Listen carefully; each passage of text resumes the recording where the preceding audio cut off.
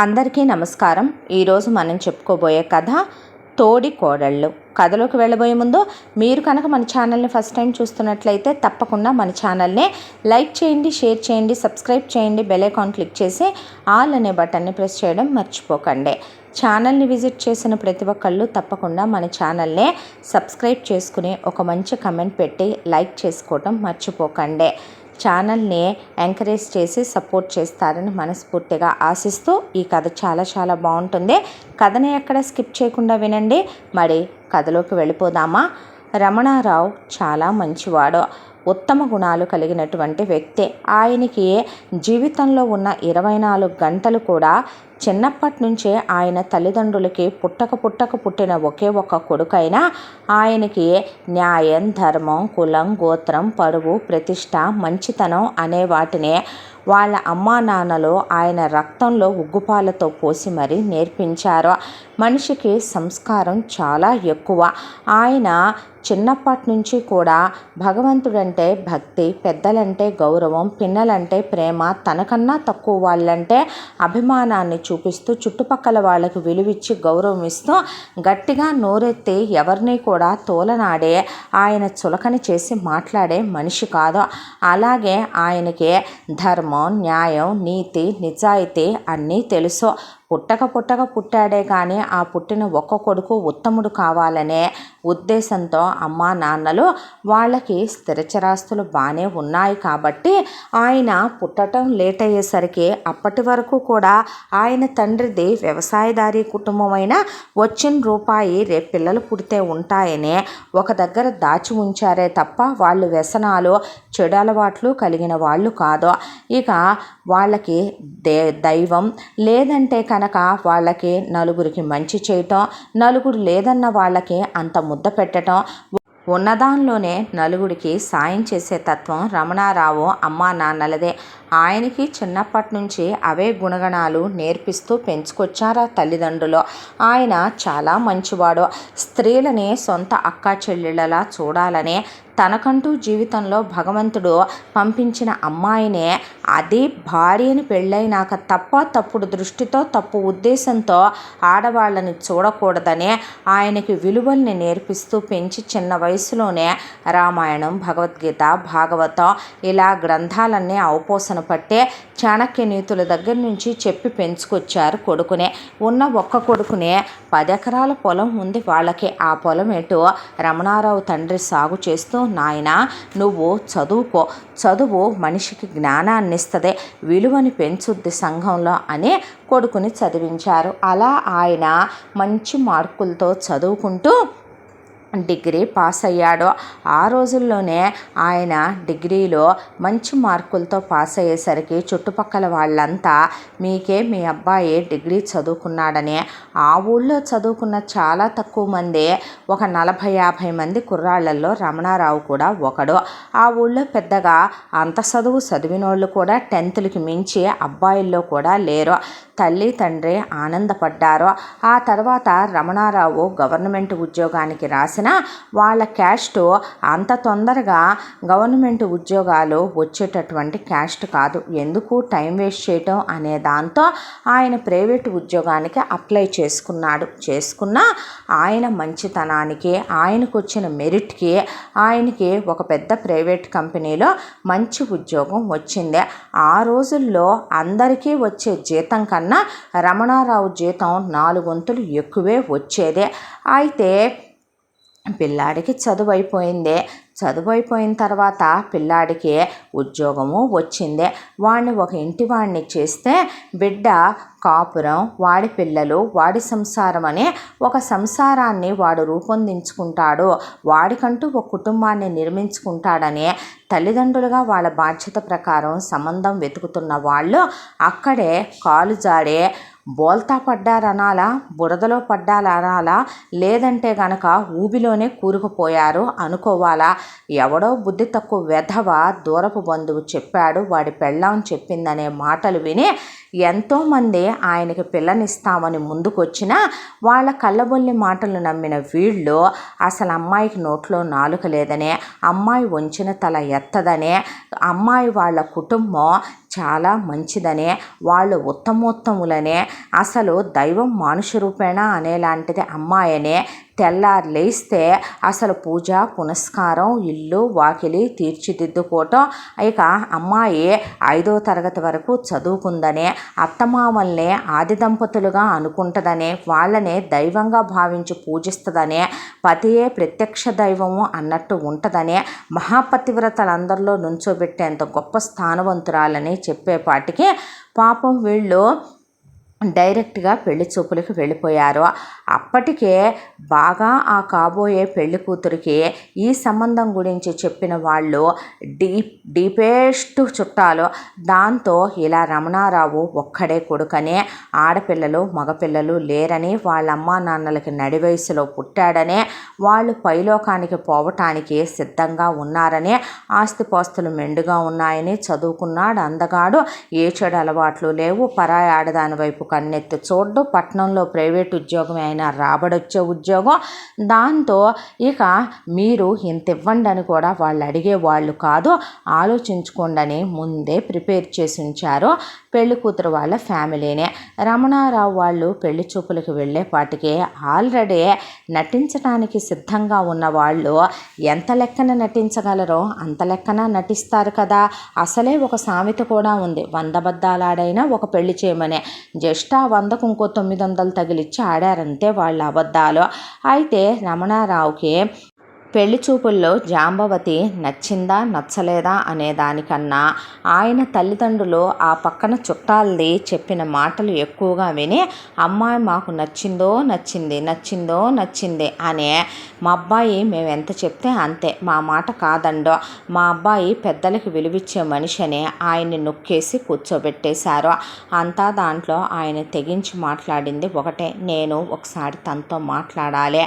రమణ అంటే, లేదు నాన్నగారు ఒకసారి మాట్లాడతానండి అని వెళ్ళి జాంబవతితో మాట్లాడిన మీదట అసలు వంచిన తల ఎత్తకుండా కూర్చోండి అని రమణారావు అంటే, పర్లేదండి అని ఆయన కూర్చోమని కుర్చీ లాగితే ఆవిడ కుర్చీలో కూర్చోకుండా కింద కూర్చుంది చాప మీద కూర్చుని, ఇక మీరు ఏం చదువుకున్నారు? 5వ తరగతి వరకు చదువుకున్నానని, ఇంటి పని వంట పని వచ్చని, నాకు మీ ఇష్టాలేంటి అని ఆయన అడిగితే నా భర్త ఇష్టాలే నా ఇష్టాలనే. అలా కాదండి, మీకంటూ ఇష్టాలుంటాయి కదా, నాకు కుట్లు అల్లికలంటే చాలా ఇష్టమని, పూజ చేయటం ఇష్టమని, పెద్దలకి నేను సేవ చేయటం అంటే నాకు ఇష్టమని, వంట చేయటం అంటే నాకు ఇష్టమని, ఇంటిని పొదుపుగా నడపటం అంటే ఇష్టమని, భర్త అడుగుజాడల్లో నడవటం, భర్తని ప్రేమగా చూసుకోవటం, భర్త మనసు బాధ పెట్టకుండా ఉండటం, ఏది ఉన్నా ఆయనతో గుండెల మీద పడుకుని చెప్పటం, ఇలాంటి ఇష్టాలేనండి అని చెప్పి ఆయన్ని అబ్బో ఇక ఏ లెవెల్లో అంటే ఆ లెవెల్లో బుట్టలో వేసేసింది జాంబవతి. ఆ రోజుల్లో ఏ మగాడైనా మొదటి పెళ్లి చూపులో, దానికి తోడు వయసుకు వచ్చినోడు, అమ్మా నాన్నలు సూపర్ అంటున్నారు, ఇంకా ఆయన ఏం మాట్లాడతాడో. దాంతో నేను మీకు నచ్చానా అని అడగంగానే ఆయన కాళ్ళు దండం పెట్టుకొని, మిమ్మల్ని చూడగానే నేను మొదట మీ పాదాలే చూశాను, జీవితాంతం నా స్థానం అక్కడేనని, మీరు నాకు ఆ శ్రీ మహావిష్ణువు లక్ష్మీదేవికి ఇచ్చినట్టు పాదాల దగ్గర స్థానం ఇస్తే చాలనే నేను అనుకున్నానండి. అంటే ఏ ఆడదాన్ని ఏ మగాడు పాదాల దగ్గర ఉంచాలనుకోడు. శ్రీ మహావిష్ణువు స్థితిని జరిపిస్తాడు. ఆయన ఎంతోమంది రాక్షసులతో పోరాడి వస్తూ ఉంటాడు, ఎన్నో చోట్లకి తిరిగి వస్తూ ఉంటాడు. అలాంటప్పుడు ఆయన పాదాల ద్వారానే ఆయనకి రాక్షసుల భార్యలు పెట్టే శాపాలు తప్పొప్పులు, అలాగే ఆయన వెళ్ళినప్పుడు అక్కడ ఇక్కడ ఆయన నడిచినప్పుడు ఆయన పాదాల ద్వారానే ఏదైనా ఆయన్ని ఏ పాపమో సోకుద్దేమో తాకుద్దేమో అని లక్ష్మీదేవి ఆయన పాదాల దగ్గర కూర్చుని, ఆవిడ సిరిమా తల్లి కాబట్టి ఆవిడ చేతులతో ఆవిడ మాంగళ్య బలంతో ఆయన బాధపడకూడదని, ఆయన మీద ఎవరి నీడ సోకకూడదని ఆవిడ కాళ్ళు ఎత్తుతుంది. అంతేకాని ఆయన ఆవిడకి కాళ్ళ దగ్గర స్థానం ఇచ్చాడని కాదు, గుండెల్లో పెట్టుకున్నాడు ఆయన. మీరు అలాగే ఉంటే నా మనసులో మీరు అక్కడే ఉంటారు అన్నాడు ఆయన. మీరు ఏంటి జాంబా అని పిలవండి అందే. అంటే ఆయన నవ్వేసి అలాగేలే జాంబా అన్న తర్వాత, నేను మీకు నచ్చానా అంటే మీ మంచితనం ఎక్కువ నచ్చింది నాకు అనేసి, చూడటానికి జాంబవతి ఏమి రంభ, ఊర్వశి, మేనక ఏం కాదు, బిలో యావరేజ్గా ఉంటుంది, బిలో యావరేజ్గా ఉంటుంది. ఆయనే మనిషి చాలా చక్కగా ఉంటాడు. అయినా సరే ఆ రోజుల్లో అందచందాలని ఎవరు చూసుకున్నాళ్లే కానీ ఆ ఉద్దేశంతో ఆయన పెళ్లి చేసేసుకున్నాడు. అమ్మా నాన్నలు చెప్పిన మాట వినే. రమణారావు తల్లిదండ్రులు రూపాయి కట్నం కానీ, గ్రామ్ బంగారం కానీ, తులం వెండి కానీ పెట్టమని జాంబవతి తల్లిదండ్రుల్ని అడిగింది లేదు. జాంబవతి అమ్మా నాన్నలే ఎక్కడ మొత్తం కొడుకులు కోడళ్ళు కొట్టేసుకొని పోతారేమో అనే దాంతో కూతురికి 2 ఎకరాల పొలం పెట్టుకొని వాళ్లే కూతురికి ఒక 5 లక్షల రూపాయల డబ్బులు కూతురి పేరు మీద పోస్టాఫీసులో వేసుకొని 50 కాసుల బంగారం, 5 కేజీల వెండి, అలాగే కూతురు కోసమని ఒక బీరువాడు, పట్టుబట్టలు, కూతురికి ఇంకేం కావాలని కూతురు అడిగిందో అవి వాళ్ళు పెట్టుకొని, మా ముచ్చట మీరు కాదంటే మా మీద ఒట్టే మేము ఊరుకోమని వీళ్ళ నోళ్ళు మూయించి మరీ పెట్టుకున్నారు వాళ్ళు వాళ్ళ ఇష్టం అనుకుంటారు, మనకెందుకనే కదా అనుకుంటారు. రమణారావు తల్లిదండ్రులు మాత్రం జాంబవతికి వాళ్ళు ఒక 50 కాసుల బంగారం పెట్టారు. పెట్టిన తర్వాత రమణారావుతో జాంబవతికి వివాహం అయిపోయింది. వివాహం అయిపోయి కొత్త కోడలుగా ఇంట్లో గృహప్రవేశం చేసి అడుగు పెట్టింది. అప్పటి వరకు ఆయన ఉద్యోగం అప్ అండ్ డౌన్ వెళ్ళొస్తూ ఉండేవాడు, ఆయన తల్లిదండ్రుల్ని విడిచి ఉండలేక. జాంబా ఇక అమ్మ నాన్నల్ని కూడా తీసుకొని మనం సిటీకి వెళ్ళిపోదాం, నాకు ప్రమోషన్ వచ్చేలా ఉంది, ట్రాన్స్ఫర్ కూడా అయ్యేలా ఉంది అని ఆయనంటే, ఆ మాటకి సొంతిల్లు లేకుండా అద్దెళ్లలో ఇబ్బంది పడరా అత్తమామలు అని మెల్లగా అత్తామామలకి వినపడేలా పడగదిలో నుంచి నొక్కింది సన్నాయి నొక్కులు. ఆ మాట విన్నటువంటి రమణారావు తండ్రి, నిజమేగా మన తీసుకెళ్ళి అనుకుంటానే పిల్ల అని అప్పటికప్పుడు వాళ్ళు స్థలం కొని ఆ స్థలంలో 2 అంతస్తుల ఇల్లు, చక్కగా కింద 4 బెడ్రూమ్లు, హాలు, కిచెను, పైన 4 బెడ్రూమ్లు, చక్కగా ఆ పైన ఒక పెంట్ హౌస్, ఇంటి చుట్టూ ఖాళీ స్థలం, పూల మొక్కలు అవి వేయొచ్చులే, వ్యవసాయం చేసుకున్న మనుషులము ఇక్కడ అన్నీ అలవాటే కాబట్టి అక్కడికి వెళ్ళిన తర్వాత కూడా కాస్త పిల్లాడికి సాయంగా ఉండొచ్చులే అని చెప్పి వాళ్ళు అనుకున్నారు. అయితే ఆ తర్వాత మెల్లగా జాంబవతి, మీరు ఉద్యోగానికి దేని మీద వెళుతున్నారండి అంది ఒకరోజు. మామగారు భర్త భోంచేస్తూ ఉండగా, దేని మీద ఏముంది, బస్సులోనే వెళుతున్నాను, పాస్ ఉందిగా నాకు అన్నాడు ఆయన. అందరూ దొరబాబుల్లాగా నా స్నేహితురాళ్ల భర్తలు కారుల్లో వెళుతున్నారు, మీరే అలా వెళుతున్నారండి అనేసరికి ఇక వాళ్ళు ఆ మాట కోడలన్నప్పుడు, కొడుకు కూడా అలా ఉండాలని కోడలనుకోవటం తప్పు కాదు కదా, వాళ్లే ఇన్నాళ్ళు ఆలోచించలేదేమోనని ఆ ఇంటితో పాటు వెంటనే వాళ్ళు కారు కూడా అక్కడ ఏర్పాటు చేశారు. కొడుకు కోడలతో గృహప్రవేశం చేయించి ఆ తర్వాత కొత్త కారులో గుడికి వెళ్ళి రమ్మనమని ఇక కొత్త కాపురం పెట్టించారు. కొత్త కాపురం పెట్టించిన తర్వాత జాంబవతి మెల్లగా అత్తామామలు ఎటు సిటీకి వచ్చారు.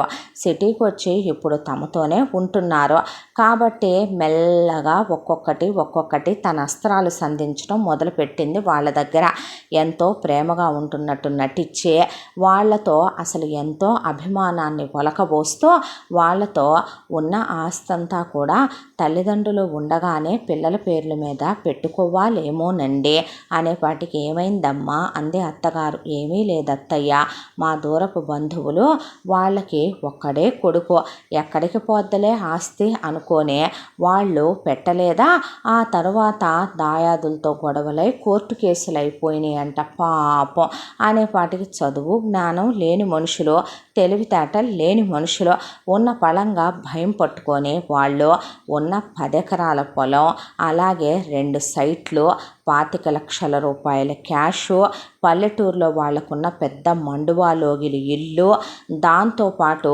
రమణారావు తల్లి ఒంటి మీద ఉన్న ఒక 100 కాసుల బంగారం, ఇంట్లో ఉన్న దేవుడి విగ్రహాలు అయ్యి ఒక 10 కేజీల వెండి, మొత్తం కొడుక్కి చెందేలాగా డాక్యుమెంట్ రాసేశారు వాళ్ళు.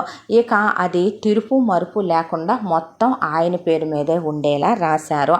రాసిన తర్వాత జాంబవతి మెల్లగా పుట్టింటి వాళ్ళని గిల్లి ఇక మొగుడికి స్కూటర్ కొనిపించింది. స్కూటర్ కొనిపించిన తర్వాత ఆ స్కూటర్ డబ్బులు ఇక్కడి నుంచి అత్తామామలతో ఇప్పించేసింది పుట్టింటి వాళ్ళకి. అదేమిటి అని ఆయనంటే, మోడల్ బాగుందని మా అన్నయ్యని సెలెక్ట్ చేయమన్నాను, వాళ్ళ ద్వారా తీసుకుంటే అత్తామామలకి తలవంపులని అత్తయ్య మామయ్య డబ్బులు ఇచ్చేశారని చాలా తెలివిగా చెప్పి కారు తాళాలు తీసుకెళ్ళి లోపల పెట్టి కారు పైన క్లాత్ కప్పి కారు పాడైపోద్దని ఆయన్ని స్కూటర్ మీద వెళ్ళి రమ్మనమనేది ఉద్యోగానికి. మెల్లగా ఇక అత్తామామల్ని ఏసడించుకోవటం, అత్తామామల్ని విదిలించటం, ఇంట్లో పని వాళ్ళని తీసేయటం, అత్తగారి చేత పాచి పనులు చేయించటం, మామగారిని హీనంగా చూడటం, ఆయన ఒకవైపున ఇంటి చుట్టూ పళ్ళ మొక్కలు, పూల మొక్కలు, కూరగాయ మొక్కలు పెట్టి కోడలు కూతురు లాంటిదని వాళ్ళెంతో ఆప్యాయంగా చూస్తే వాళ్ళకి సరిగ్గా ముద్ద కూడా పెట్టకపోవటం, నానా మాటలు అంటాం. ఇవన్నీ వాళ్ళు కొడుక్కి చెప్పుకుంటే కొడుక్కి వాళ్ళకి మధ్య విభేదాలు వస్తాయని వాళ్ళు గొంతులో కుక్కేసుకోవటం.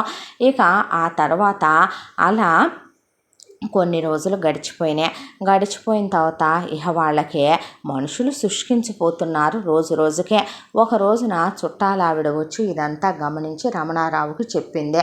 ఏంటిదంతా అని నిలదీసి ఆయన అడిగితే, జాంబవతి పెద్దగా ఏడ్చి సత్య ప్రమాణకంగా చెప్తున్నాను, వాళ్ళే నన్ను నానా ఆరళ్ళు పెడుతున్నారు, నేనే కడుపు చించుకుంటే కాళ్ళ మీద పడుద్దని నీకు చెప్పట్లేదు, నీకేం తెలుసో, మీ నాన్న నన్ను తప్పుగా చూస్తున్నాడు ఈ వయసులో, మీ అమ్మ నాకెటు వయసు అయిపోయిందే, మావంటే వరుసగా వెళ్ళి కోరిక తీర్చమంటుందనేపాటికి ఆయన చెవులు నిజం వింటున్నాయా అబద్ధం వింటున్నాయా అనే ఒక క్షణం పాటు మనిషి స్థాణువైపోయే సిచ్యువేషన్ అర్థమైపోయే ఆయనకి ముందు అమ్మా నాన్నలు ఇక్కడ మేము ఉండలేము రమణయ్య అనేపాటికి వాళ్ళు అక్కడ ఉండటం కూడా కరెక్ట్ కాదనిపించింది ఆయనకే. దాంతోనే ఎటు పొలం కౌలుకి ఇచ్చారుగా నాన్న, ఆ కౌలు డబ్బులు తీసుకుని మన ఇల్లు అలాగే ఉందిగా ఊళ్ళో, మీరు ఆ ఇంట్లోనే ఉండండి అనే తల్లిదండ్రుల్ని పంపించాడు ఆయన. జాంబవతిని కొట్టాలా నరకాలా అది ఆయనకి సంస్కారం అడ్డొచ్చే విషయం. అలాగని ఈ నీతిమాలిన దాన్ని తను మార్చగలడా? అసలు ఆయనకి ఏమీ అర్థం కాని విషయం. అందరి మగాళ్ళలాగా ఆయన కొంగు పట్టుకొని తిరిగే మొగుడు కాదు. బొడ్లో తాళాలు గుత్తులో ఒక తాళంలా వేలాడలేడు. పెళ్ళాం కాళ్ళ పట్టీకి ఒక గజ్జ కాలేడు, అలాగే పెళ్ళాము జడకి జడకుచ్చు కాలేడు. కొంగు పట్టుకొని తిరిగే అలవాటు ఆయనకి లేదు. పెళ్ళాం అందచందాలకో లేదంటే పెళ్ళాం కళ్ళబొల్లి మాటలకో మోహిని ఆస్త్రాలకో శారీరక సుఖాలకో లొంగిపోయేంత దిగజారిపోయిన మనిషి కాదు. తల్లిదండ్రుల్ని కన్నీళ్లతో సాగనంపుకున్నాడు ఆయన.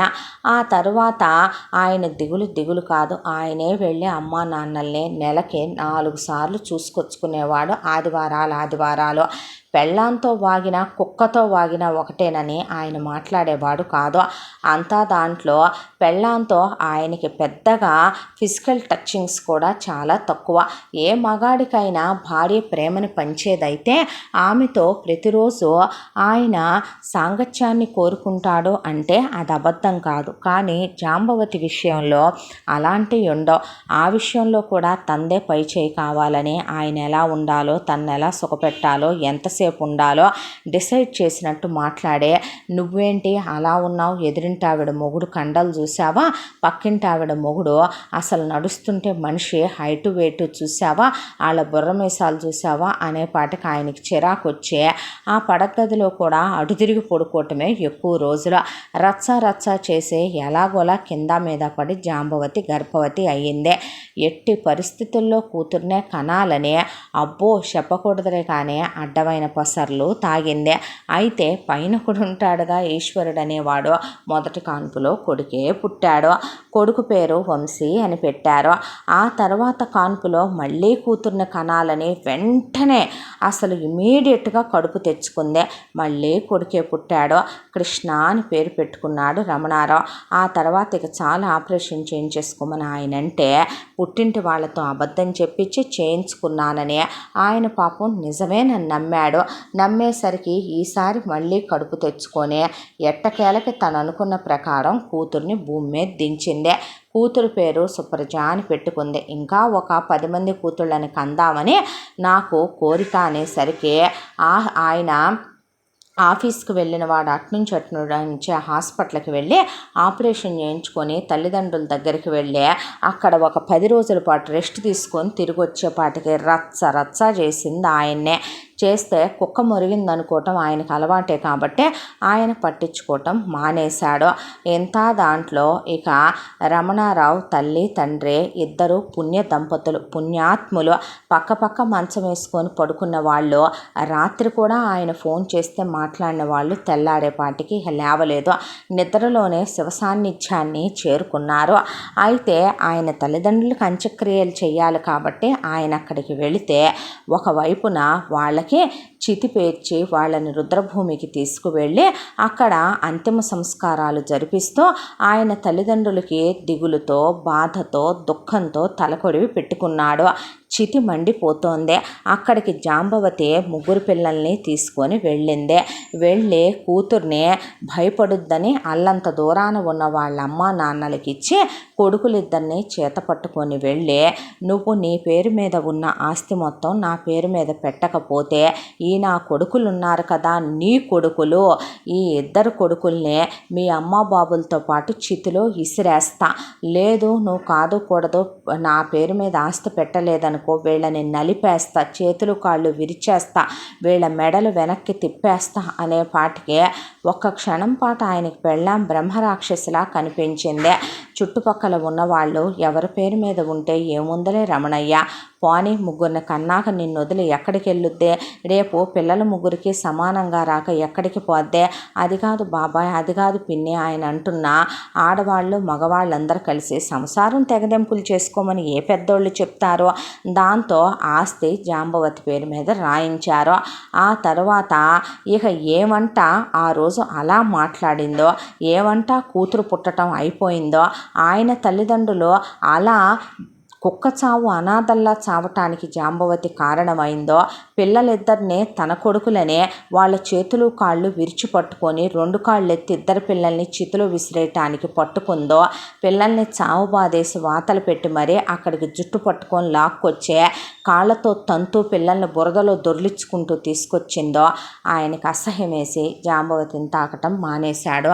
నువ్వేం మగాడివనేది, నీకు మగతనం లేదా అనేది, నీకు బదులు పక్కింటోడిని పిలవనా అనేది, పిలుచుకో అనేసేవాడు ఆయన.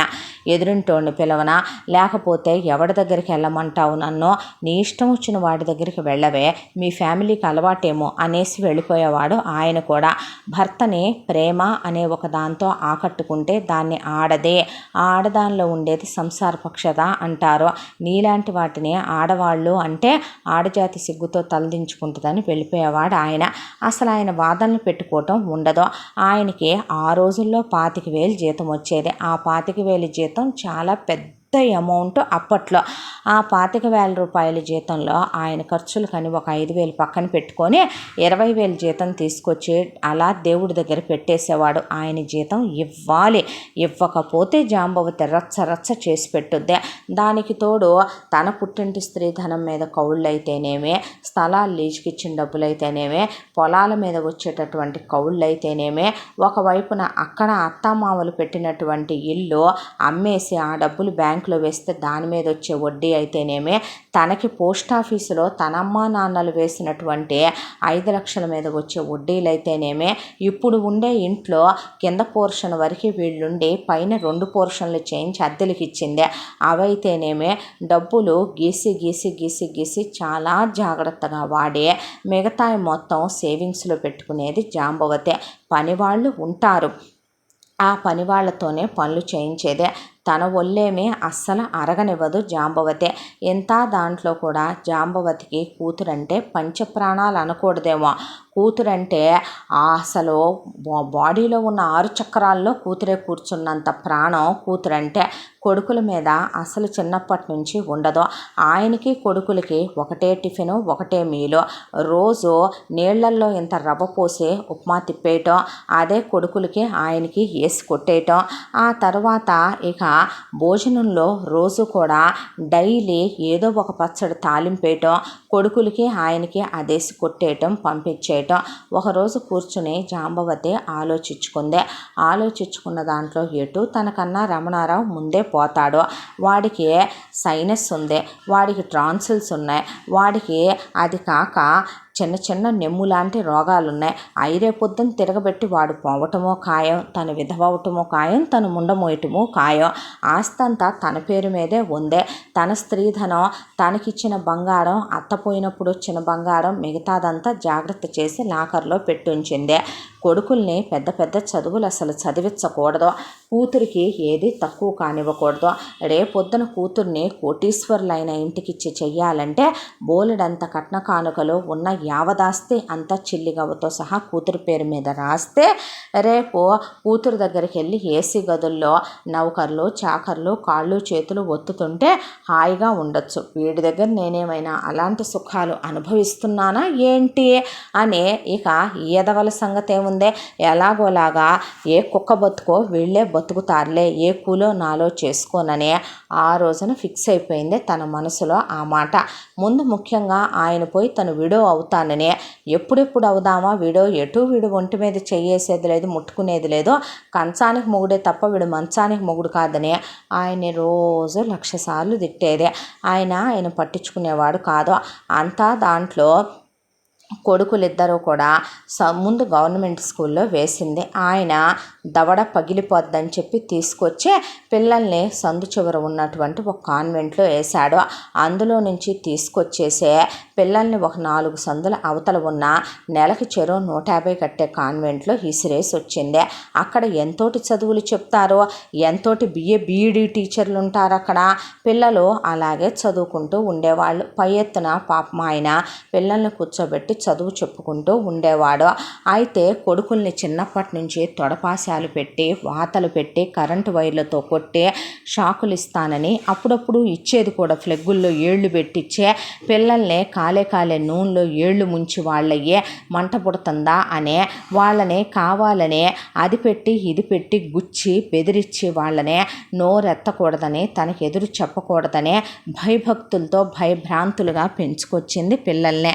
ఇక కూతుర్ని మాత్రం అబ్బో ఏసీ గదుల్లో పెట్టి అల్లారు ముద్దుగా కాలు కింద పెట్టనివ్వకుండా తన అరిచేతుల్లో కూతురు అరికాళ్ళని పెట్టి నడిపించి కూతురికి రకానికో డ్రెస్సు, రకానికో తిండి, పొద్దున్నే కూతురికే స్పెషల్గా బ్రేక్ఫాస్టు, కూతురికి స్పెషల్గా అన్నీ ఏర్పాటు చేసుకొని కూతుర్ని బాగా కోటీశ్వర్లు చదివేటటువంటి స్కూల్లో సీటు తీసుకొని డొనేషన్లు కట్టి అందులో వేసి కూతుర్ని రిచి కూతురులాగా పంపేది స్కూల్కే. దట్టు రమణారావు తండ్రి వాళ్ళు కొనిచ్చిన కారులో ఒక డ్రైవర్ని అపాయింట్ చేసి కూతురు కోసమే ఆ డ్రైవరు ఆ కారు ఉండాలి. కూతురు ఎక్కడికి వెళ్దామంటే అక్కడికి, అయితే ఇంట్లో వేసి, లేకపోతే కారులో వేసి, లేకపోతే స్కూల్లో వేసి అలా ఉండేలాగా పెంచాలని పెంచి అంతా దాంట్లో ఆయన కొడుకులు హాల్లో పడుకుంటారు. ఆ తర్వాత ఆయన కొడుకులు పచ్చడి మెతుకులు తింటారు, ఆయన కొడుకులు స్కూటర్ మీద వెళ్తారు, ఆయన కొడుకులు కాలినడకన పార్కులకు వెళ్తారు, ఆయన కొడుకులు మామూలు సాదాసీదా బట్టలు వేసుకుంటారు. ఆయన జాంబవతితో మాట్లాడేది ఉండదు. పిల్లలు కాలచక్ర ప్రవాహంలో అర్థమైపోయింది. అమ్మకి చెల్లంటే ఇష్టం, మేమంటే ఇష్టం లేదు. నాన్న చాలా మంచోడు, నాన్నకి మేమంటే ఇష్టం.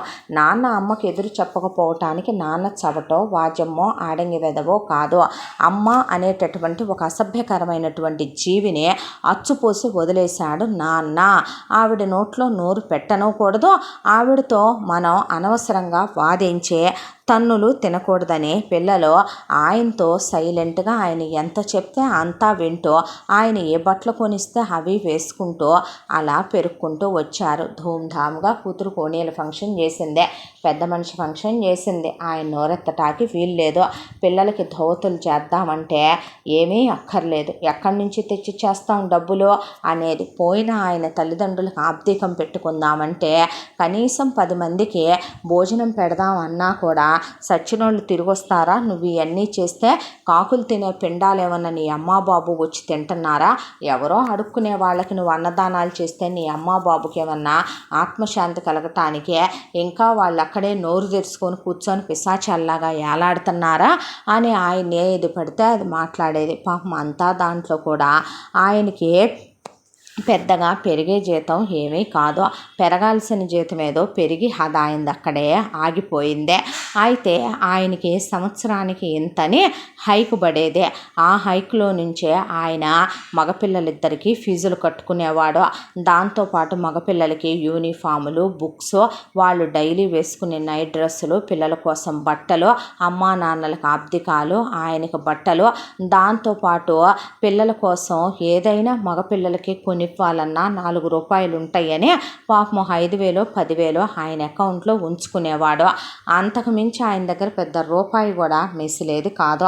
ఇలా కాలచక్ర ప్రవాహంలో రోజులు తరలిపోతూ ఆయన కొడుకుల్ని ఇంటర్ అయిపోగానే తీసుకెళ్ళి ఎంసెట్లో మంచి ర్యాంకులు వచ్చినాయి. కొడుకులిద్దరికీ ఫ్రీ సీటు కూడా వస్తుంది, పెద్దగా ఫీజులు కట్టక్కర్లేదని ఫ్యాక్టరీ ఓనర్ గారు నేను మాట్లాడతానంటే చాలా ఆనందపడిపోయి పిల్లల్ని తీసుకెళ్ళి జాయిన్ చేద్దాం అనుకుంటే జాంబవతి ఫస్ట్ నుంచి ఒకటే చీరను తీసుకెళ్ళి గ్యాస్ పొయ్యి మీద వేసుకొని నేను తగలబెట్టేసుకొని నువ్వే నన్ను చంపేస్తున్నావని మరణవాంగ్మూలం ఇస్తా, నేను వెళ్ళి బావిలో దూకుతా, ఉరేసుకుంటా, విషం దాగుతా, రైలు కింద పడతా, ఏట్లో పడతా, నువ్వే నన్ను చంపేశావని పోలీసుల దగ్గర కేసు పెడతా, ఇప్పుడు నీ కొడుకులిద్దరి మీద కూడా పెడతా, తల్లితో చెల్లితోనే తప్పుగా బిహేవ్ చేశారని చెప్తే బయట సమాజం మా మీదే ఆడవాళ్ళం కాబట్టి జాలి చూపించుద్ది. డొమెస్టిక్ వైలెన్స్లు, గృహింసలు అన్నీ నాలాంటి వాళ్ళ కోసం రూపొందించినయే అని ఆయన నోరు మూయించేయటం ఆయనకి తెలుసు. కాబట్టి ఇన్నాళ్ళుగా పెళ్ళం సైలెంట్గా ఉంటుంది కాబట్టి ఆ విషయాలు మళ్ళీ వెలుగులోకి రాలా. ఇన్ని సంవత్సరాలుగా పిల్లల్ని ఆయన ఇంజనీరింగ్లో చేర్చాలనుకున్నప్పుడు నాకు ఇష్టం లేదు అందే. ఏంటి అన్నాడు ఆయన. అవును నాకు ఇష్టం లేదయ్యా, వాళ్ళు ఇంజనీర్లు అవ్వటం ఇష్టం లేకపోవటం ఏంటి? పిల్లలు ఎంటెక్ చేసి రేపొద్దున వాళ్ళకి మంచి ఉద్యోగాలు వస్తే లైఫ్లో సెటిల్ అవుతారు వాళ్ళు, లేకపోతే ఎలా బ్రతుకుతారు ప్రపంచంలో? డిగ్రీలు జాలే, కనుక్కొచ్చే సంవత్సరానికి చెరొక 20,000 కడితే డిగ్రీలు అయిపోతే అక్కడికి 3 ఏళ్ల మీద లక్ష అవుతాయి మొత్తం ఖర్చులు కలిపే. వాళ్ళకి అదంటే నువ్వు కట్టుకోగలవు నీ స్తోమతకే అందే. నా స్తోమతకి నేను కట్టడం ఏంటి? పిల్లల కన్నా నాకు ఏది ఎక్కువ? మగపిల్లలకి చదువులు చెప్పించకపోతే ఎక్కడా అని ఇలా భార్యాభర్తలిద్దరి మధ్య వాగ్యుద్ధం జరిగింది. ఆ వాగ్యుద్ధంలో ఫైనల్గా జాంబవతి సస్తానని అది చేసి ఇది చేసి కొడుకుల్ని పడేసి కొట్టేసి కొరికేసి వాళ్ళ కళ్ళల్లో కారాలు కొట్టేసి ఒకవైపున మగపిల్లల్ని నరకాలు పెడుతూ నేను సస్తాను, నా కూతుర్ని తీసుకొని వెళ్ళి చచ్చిపోతాను, అది ఇది వాళ్ళని డిగ్రీలే చేర్చాలి, వాళ్ళని కన్నది నేను రా, మోసింది నేను రా, చనుబాలిచ్చింది నేను రా, వాళ్ళు ఏం చదువుకోవాలో డిసైడ్ చేసే రైట్ నాకుందిరా అని రోడ్డెక్కి నుంచుంది. దాంతో చుట్టుపక్కల ఆయన ఫ్యాక్టరీలో పనిచేసే వాళ్ళే ఉంటారు అక్కడ. వాళ్ళు ఎందుకండి గొడవ అన్నాక మేము డిగ్రీలో చేరతాంలే నాన్నగారు అన్నారు పిల్లలు. ప్రాణం చచ్చిపోయింది ఆయనకి. ఇది నా అసమర్థత, నా చేతగానితనమా? అసలు నేనెందుకు పెళ్లి చేసుకున్నానో? క్షమించండి నాన్న, దీన్నెందుకు తాకానో? మిమ్మల్ని ఎందుకు ఈ భూమి మీదకి తెచ్చానో? మిమ్మల్ని ఎందుకు హింస పెడుతున్నానో? ఈ తండ్రిని క్షమించండి అయ్యా అనే కొడుకుల్ని ఆయన కాళ్ళు పట్టుకోబోతే, చచ్చా ఏంటి నాన్న మీరెప్పుడు మా రోల్ మోడలే, మీరెప్పుడు మా హీరోనే, ఎందులోరా అంటే మనసులో అనుకోండి అనేసి పాపం పిల్లలు కొడుకులిద్దరూ వెళ్ళి డిగ్రీలోనే జాయిన్ అయ్యారు. అలా కొడుకులు డిగ్రీలు అయిపోయిన తర్వాత కొడుకులిద్దరికీ ఇహ పీజీ కూడా చేయనివ్వలేదు జాంబవతి. ఆ డిగ్రీ బేస్మెంట్ మీద ఇద్దరికీ కలిపి చెరొక 20,000 రూపాయలు వచ్చే ఉద్యోగం, ఒకళ్ళకి ఊరికి ఆ చివరన ఒకళ్ళకి ఊరికి ఈ చివరన పొద్దున్నుంచి సాయంత్రం దాకా నుంచునే చోట చెరొక ఫ్యాక్టరీల్లో వచ్చినాయి ఆ ఉద్యోగాలు. రక్త కన్నీరు కారిపోయేది రమణారావుకే. సిటీ బస్సుల్లో పడి పిల్లలు పొద్దున 2 గంటలు సాయంత్రం 2 గంటలు నిలబడి వెళ్ళి ఆ వచ్చి రాగానే వాళ్ళ ఛార్జీలకి వాటికి ఒక 5,000 పక్కన పెట్టుకొని 15 జాంబవతి చేతిలో పెట్టేయాలి. ఎంత దాంట్లో కూతుర్ని మాత్రం పెద్ద యూనివర్సిటీలో వేసి పొట్టబొడిస్తే అచ్చరం మొక్క రాదు కూతురికే. ఇంటర్ వరకు కూడా ట్యూషన్ల మీద కొట్టుకొచ్చే, ఆ తర్వాత లెక్చరర్లకు అయ్యి ఇయ్యి అని ఎత్తుకెళ్ళిచ్చే, వాళ్ళకి అయ్యి ఇయ్యి అని లంచాలు పెట్టి కూతుర్ని పాస్ చేయించింది. బీటెక్ అటానమస్లో వేయించి అక్కడ ఉన్నటువంటి ఒక పంతులమ్మను పట్టుకొని మెల్లగా దువ్వి ఆ పంతులమ్మకి ఫ్రెండ్షిప్ అనేటటువంటి అయ్యి ఇయ్యి మెల్లగా తగిలిచ్చి పంతులమ్మ కూతురు కాళ్ళకి పట్టీలని, పంతులమ్మకి చికెన్ బిర్యానీలని, మటన్ బిర్యానీలని, పంతులమ్మకి చీరలు కొనటం, పంతులమ్మ కూతురుకి అయ్యి ఇయ్యి కొనటం, అలా చేసి ఇంజనీరింగ్లో మిగతా లెక్చరర్లతో చెప్పి మా వాళ్ళ అమ్మాయే, మా అక్కయ్య గారు అమ్మాయే, అది ఇది అని చెప్పి సుప్రజని ఎలాగోలా ఆ ఇంజనీరింగ్ దూకిచ్చేశారు. ఇప్పుడు కూతురు పెద్ద ఇంజనీరు, దట్టు తన ఇంజనీర్ని చేసిందే. ఇక కూతురు అప్పటికే ఒక 10 బ్రేకప్పులు, అలా ప్రేమాయణాలు నడపటం, డబ్బున్న వాళ్ళకి గేలాలు వేయటం. ఆ డబ్బున్న వాళ్ళకి గేలాలు వేసినా వాళ్ళు ఏదో ఇక 1 నైట్ స్టాండ్లకైతే యాక్సెప్ట్ చేశారే తప్ప అన్నీ అర్పించైనా సరే నువ్వు ఎలాగైనా ఒకరిని గట్టిగా పట్టుకొని చేసుకోమని వాళ్ళమ్మ ప్రోత్సాహంతో కూతురు పబ్బులకి వెళ్ళి అరాకొరా బట్టలు వేసుకొని, పాపం అసలే బట్టలకి కొరత కాబట్టి అమ్మ రకానికో తిండి రకానికో గుడ్డ ఇష్టం వచ్చినంత పాకెట్ మనీలు కూతురికి వెదజల్లుద్ది కాబట్టి ట్రై చేసిన, ఇక ఆ కాస్త వాడేసిన తర్వాత ప్రతి ఒక్కడు చూయింగంలా టిష్యూ పేపర్లా అవతలి సిరేసి సుప్రజని లైట్ తీసుకో, మా అమ్మ చెప్పిన దాన్నే నేను చేసుకుంటా, మా డాడీ చెప్పిన దాన్నే నేను చేసుకుంటా, నాకు ఆల్రెడీ మరదలుంది, నా గర్ల్ ఫ్రెండ్ ఉంది, నాకు లాంగ్ డిస్టెన్స్లో నా గర్ల్ ఫ్రెండ్ ఉందే అని కొంతమంది అబ్బాయిలు సీరియస్గా ఒక 4 అబ్బాయిలు చేసుకుందాం అనుకున్నారు.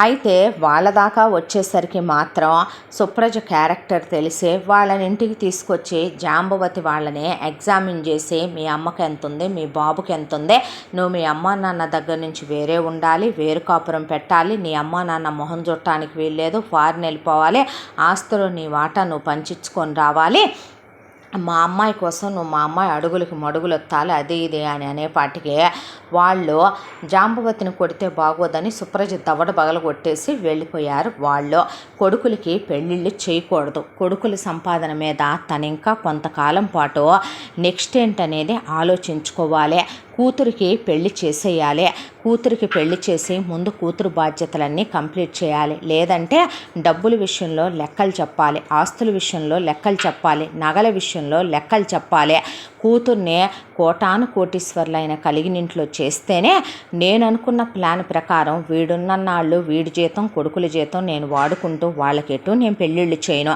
40-45 కొడుకులకు వచ్చేసరికి వీడు పోడా, ఆ తర్వాత నేను మెల్లగా చక్కగా కూతురు దగ్గరికి చేరుకొని కోటీశ్వరుడైన అల్లుడు కోటీశ్వరురాలైన కూతురు హ్యాపీగా నా శేష జీవితం అక్కడ గడిపేస్తాననుకొని పెళ్ళిళ్ళ ప్యారయ్యని పిలిచి సంబంధాలు చూడమని హింట్ ఇచ్చింది పెళ్ళిళ్ళ ప్యారయ్యకి.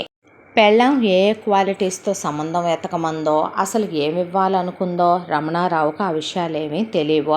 అయితే పెళ్ళిళ్ళ ప్యారయ్యని పిలిచి కూతురికి డాక్టర్ సంబంధం కావాలని, అబ్బాయికి అక్క చెల్లెళ్ళు ఉండకూడదని, అసలు కుదిరితే అమ్మా నాన్నలే ఉండకూడదని, అబ్బాయి బాగా సంపాదన పరుడై ఉండాలని, డాక్టర్ అంటే మామూలు డాక్టర్ కాదు, తనకి ఓన్ హాస్పిటల్ అయినా ఉండాలి, లేదా బాగా రాబడి వచ్చి బాగా డబ్బులు కోట్లు సంపాదించేటటువంటి డాక్టర్ అయినా అయి ఉండాలి అని చెప్పింది జాంబవతి. ఆ మాటకి పెళ్ళిళ్ళ ప్యారయ్య కష్టమమ్మ, కట్నాలు కానుకలు లేకుండా ఇలా ఎవరో చేసుకోమంటే చేసుకోరు, అబ్బాయి కుటుంబం లేకుండా ఉండాలి, అమ్మా నాన్నలు లేకుండా ఉండాలి, అక్క చెల్లెళ్ళు లేకుండా ఉండాలి ఉండాలి అంటే కష్టం కదో.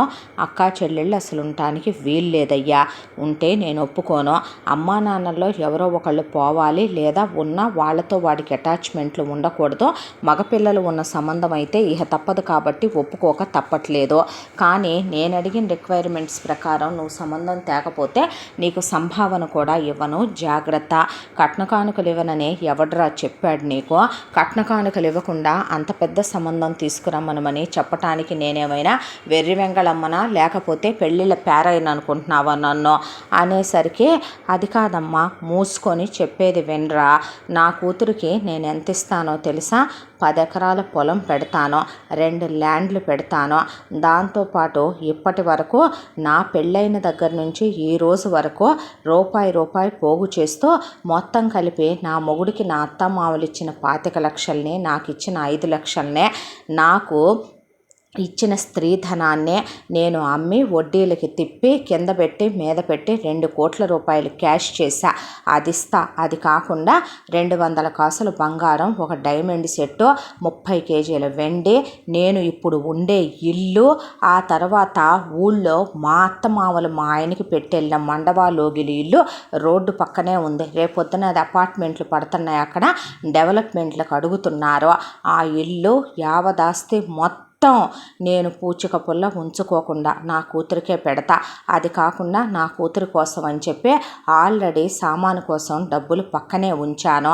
నా కూతురికి నేను 20 లక్షల రూపాయలు ఖరీదు చేసే ఇంట్లోకి డోర్మెట్ దగ్గర నుంచి ఫ్రిడ్జ్లు, టీవీలు, బీరువాలు, మంచాలు అన్నీ కొనిస్తాను నా కూతురికే. హనీమూన్ టికెట్లతో సహా నాదే. ఎంగేజ్మెంట్ ఖర్చు, పెళ్లి ఖర్చు మొత్తం నాదే. నాకు కావలసిన సంబంధం ఇప్పుడు తేలేవా నువ్వు అనేపాటికి తీసుకొస్తానమ్మా అని వెళ్ళిన పెళ్ళిళ్ళ పేరయ్య మొత్తానికి జాంబవతి కోరిన లాంటి ఒక సంబంధాన్ని పట్టుకొచ్చాడు. అబ్బాయి డాక్టరు. అబ్బాయికి సపరేట్గా నర్సింగ్ హోమ్ ఉంది. అది కాకుండా ఒక హాస్పిటల్లో వర్క్ చేస్తాడు. అది కాకుండా ఒక మెడికల్ కాలేజీలో అబ్బాయి ఒక క్లాస్ తీసుకొని వస్తాడు. అలా అన్ని విధాలుగాను రాబడే. సర్జరీలు అవి బాగా చేస్తాడు. ఫారెన్లో చదువుకొని వచ్చాడు. అమ్మా నాన్నలకు 3 కొడుకులు.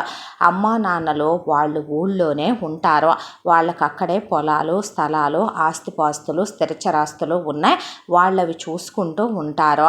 ఇక 2 కొడుకులు ప్రేమించి పెళ్ళిళ్ళు చేసుకున్నారు. పెళ్ళాలతో కలిపి వాళ్ళు స్టార్టప్ ఐడియాలతో బిజినెస్లు పెట్టుకొని ఒక అబ్బాయి బెంగళూరులో, ఒక అబ్బాయి చెన్నైలో సెటిల్ అయిపోయారు. అమ్మా నాన్నలు ఎక్కువ వాళ్ళిద్దరి దగ్గరికే వెళ్ళొస్తారు. అమ్మా నాన్నల రెస్పాన్సిబిలిటీ కూడా ఎక్కువగా ఆ కొడుకులు కోడళ్ళే చూసుకుంటారు. దాంతో సంబంధం వివరాలు మొత్తం చెప్పి అబ్బాయి ఫోటో చేతిలో పెట్టాడు పెళ్ళిళ్ళ పేరయ్య. చూడగానే కూతురు మెలికలు తిరిగిపోయింది. అయితే పెళ్లి చూపులకి రమ్మనవయ్యా అని కబురు పెట్టింది జాంబవతి. ఇల్లంతా పనమ్మాయిలతో క్లీన్ చేయించి మొత్తం సర్దిచ్చి కొత్త బెడ్షీట్లు, కొత్త కట్టెన్లు, కొత్త కార్పెట్లు, ఇక అసలు భారీ ఎత్తున ఈ చివరి నుంచి ఆ చివరి దాకా డైనింగ్ టేబుల్ మీద వంటలు, ఒకవైపున వాళ్ళ కోసం స్నాక్స్, డ్రింక్స్, కాఫీలు, టీలు, అబ్బో ఓ లెవెల్లో అన్ని ఏర్పాట్లు చేస్తూ కొడుకుల మొహాన చెరో జత బట్టలు విసిరి కొట్టి రమణారావుకు జత బట్టలు విసిరి కొట్టింది బీరువాలో నుంచి తీసే. కూతురుకు మాత్రం ఇక F2లో తమన్నా వేసుకున్న మోడల్ లెహంగా కావాలంటే సేమ్ అలాంటిదే తెప్పించి కూతురు అందాలన్నీ ఆరబోస్తూ కూతుర్ని రెడీ చేసి ప్రిపేర్డ్గా ఉంచింది. ఇక పెళ్లి వాళ్ళు రానే వచ్చారు. వచ్చాక వాళ్ళు నమస్కారాలు చెప్పి అబ్బాయి వాళ్ళ అమ్మా నాన్న, అన్నా వదినలు అలా హాల్లో కూర్చున్నారు. అయితే అల్లుడు కూతురుతో మాట్లాడాలన్నాడు. అల్లుడి పేరు సందీప్, డాక్టర్ సందీప్. దాంతో గదిలోకి వెళితే కూతురుతో అల్లుడు ఒక్కటే చెప్పాడు, నా వరకు నాకు పేరెంట్స్, సెంటిమెంట్స్, ఫ్యామిలీసు ఇలాంటి అంటే పెద్దగా ఎక్కవు, పెద్దగా నచ్చవు. నాకు మొదటి నుంచి కూడా లైఫ్ అంటే మనీతోనే ముడిపడి ఉంది అని నమ్మే మనిషిని నేను. మా అన్నయ్యలిద్దరూ మా వదినల్ని ప్రేమించి పెళ్లి చేసుకున్నారు. Waste fellows. రూపాయి కట్నం, కానుకలు ఇలాంటి ఏమీ ఎక్స్పెక్ట్ చేయలేదు. బ్లైండ్గా లవ్లో వెళ్ళిపోయారు. వాళ్ళ లైఫ్లు వాళ్ళయ్యే. అమ్మా నాన్నల రెస్పాన్సిబిలిటీ నాకు అస్సలు లేదు. వాళ్ళు నా దగ్గరకు వచ్చినా నాకు నచ్చదు, వాళ్ళు రారు.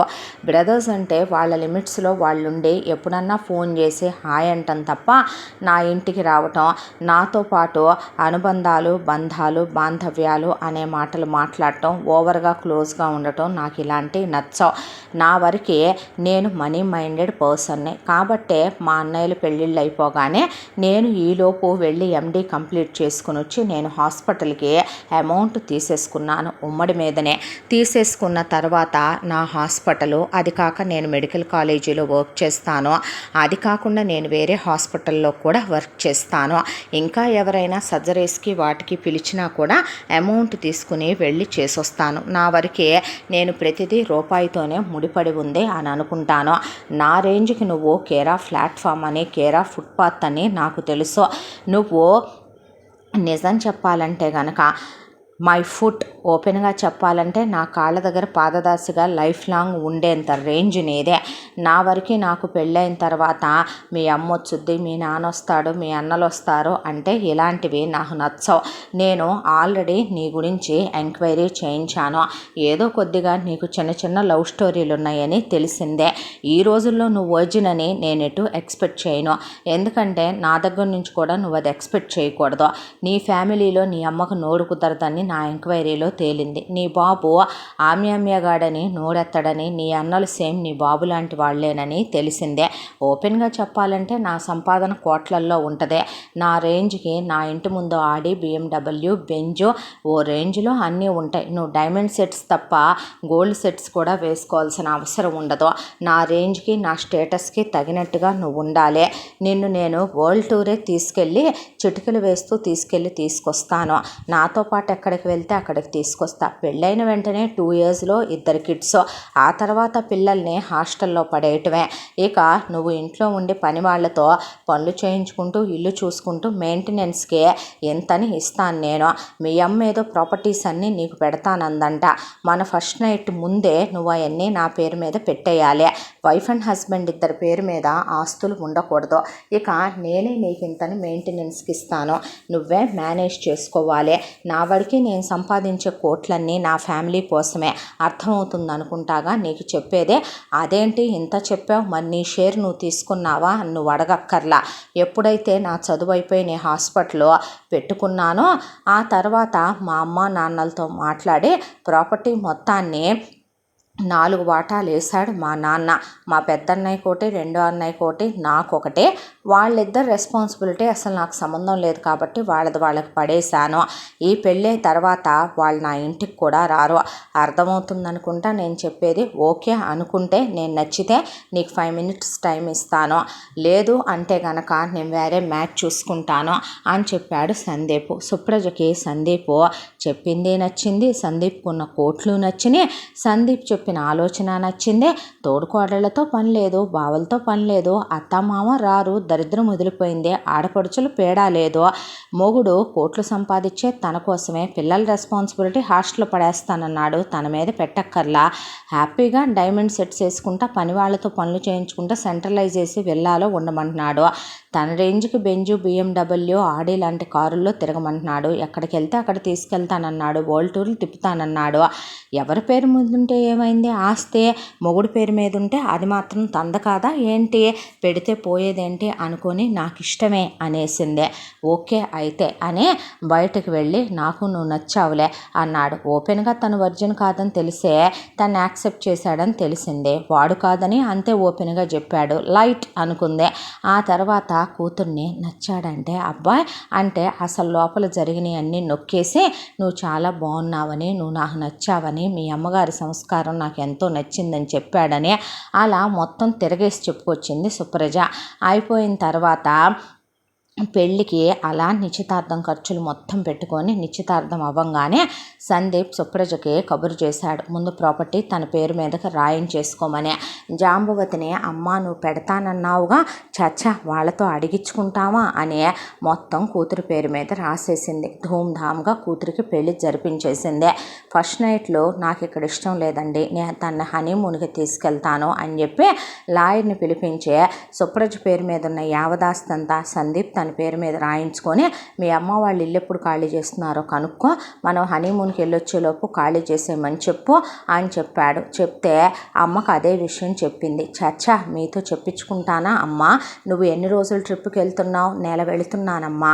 25వ రోజు నుంచి 30వ రోజులోపు ఖాళీ చేసే బాధ్యత నాదే. ఇక్కడ చుట్టుపక్కల కొంచెం పనులున్నాయి, నాకు అవగానే చేసేసి ఇంటి తాళాలు నీకు అప్పచెప్పి వెళతాను నేను, సరేనా? అల్లుడు గారికి ఆ విషయం చెప్పమ్మా అని చెప్పింది జాంబవతి. కూతురు మొగుడుతో హనీమూన్కి వెళ్ళిపోయి 25 రోజులు లెక్కేసుకుంటూ జాంబవతి ఆలోపు ఒక ఇల్లు ఎతికిందే. ఆ ఇంటి ఓనరు పెద్ద పోరంబోకల పనికి మాలిన, ఆల్మోస్ట్ ఇప్పుడు 100కి 99 మంది ఓనర్లు అలాగే ఉంటున్నారు. ఏదో ఇక ప్రపంచం మీద వాళ్ళకే ఇల్లున్నట్టు, ఎవరికి ఇల్లు లేనట్టు, టెనెంట్స్ అనే వాళ్ళు ఇళ్లల్లోకి వస్తే వాళ్ళని చెరుక్కు తినటం తప్ప, వాళ్ళ రక్తం తాగేయటం తప్ప, వాళ్ళు మన ఎన్ని పచ్చిబూతులు తిట్టుకుంటున్నారా? అద్దె కడుతున్నప్పుడు అది వాళ్ళ ఇల్లు కదా, అంత రోషం పౌరుషం ఉన్న వాళ్ళం మనం అద్దెలకు ఎందుకు ఇచ్చుకోవాలి ఇల్లు అనేది మర్చిపోయి మరి వాళ్ళని ఇల్లు అలా ఉంచారు, ఇల్లు ఇలా ఉంచారు, ఇల్లు అలా పెట్టారు, ఇల్లు ఇలా పెట్టారు, ఆ కరెంటు బిల్లు ఇలా వచ్చింది, ఇంట్లో ఇది ఇలా అయింది, తలుపు మీద గీత పడింది, గోడ మీద మీ పిల్లలు పెన్సిల్తో గీశారు, మీ ఇంట్లో మీరు పెద్దగా మాట్లాడుకుంటున్నారు. ఇక ఇవన్నీ కామన్ డైలాగులు అయిపోయినాయి. కాబట్టి అలాంటి ఒక పోరంబోకల పనికి మాలిన దాని ఇల్లు మొత్తానికి జాంబవతి వెతికి అక్కడ అడ్వాన్సులు కూడా పే చేసి ఫలానా రోజున వస్తామని చెప్పి వచ్చింది. నెలాఖరు రోజులైతే రమణారావు దగ్గరికి వచ్చి కూర్చొని, మనం ఇంకా బయలుదేరదామా? ఎల్లుండి 27వ తారీఖు కదా, మళ్ళీ 30వ తారీఖు తర్వాత మూడమొచ్చుద్ది అంటున్నారు. మనం వేరే ఇల్లు చూసే ఉంచాను, ఆ ఇంట్లోకి వెళ్ళిపోదాం. నువ్వెటు నన్ను ముట్టుకునే ముదృష్టమేమీ లేదు కాబట్టి హాలు కాస్త విశాలంగానే వచ్చింది. నువ్వు నేను చెరో మంచం మీద హాల్లో పడుకుందాం. నీ కొడుకులకి పెటాకులు ఏగించాలంటున్నావు కాబట్టి పెటాకులు ఏగిస్తే చెరో బెడ్రూము తగలడాలిగా. అక్కడ ఆ ఇల్లు కట్టి ఒక 40 ఏళ్ళు ఏమో అయింది. దాంట్లో కాస్త శుభ్రంగా ఉంచుకుంటే 2 బెడ్రూములు ఉన్నాయి. ఇక ఆ 2 బెడ్రూముల్లో నీ కొడుకులు కోడళ్ళతో కులకటానికి అవి సరిపోతాయిలే. ఇక వెళ్ళిపోదాం పదా అంటే, పిల్లలకి ఆఫీస్కి దగ్గరని చూసావా ఏంటే ఆ ఇల్లు, ఎందుకు ఇప్పుడు మనం మన సొంత ఇంట్లోంచే అద్దెంట్లోకి మారటం అన్నాడు రమణారావు. కొడుకులకి దగ్గరనా ఇంకేమైనా సింగినాదం జీలకర్ర అనా? నీ కొడుకులు ఎలాగెళ్తే నాకెందుకయ్యా?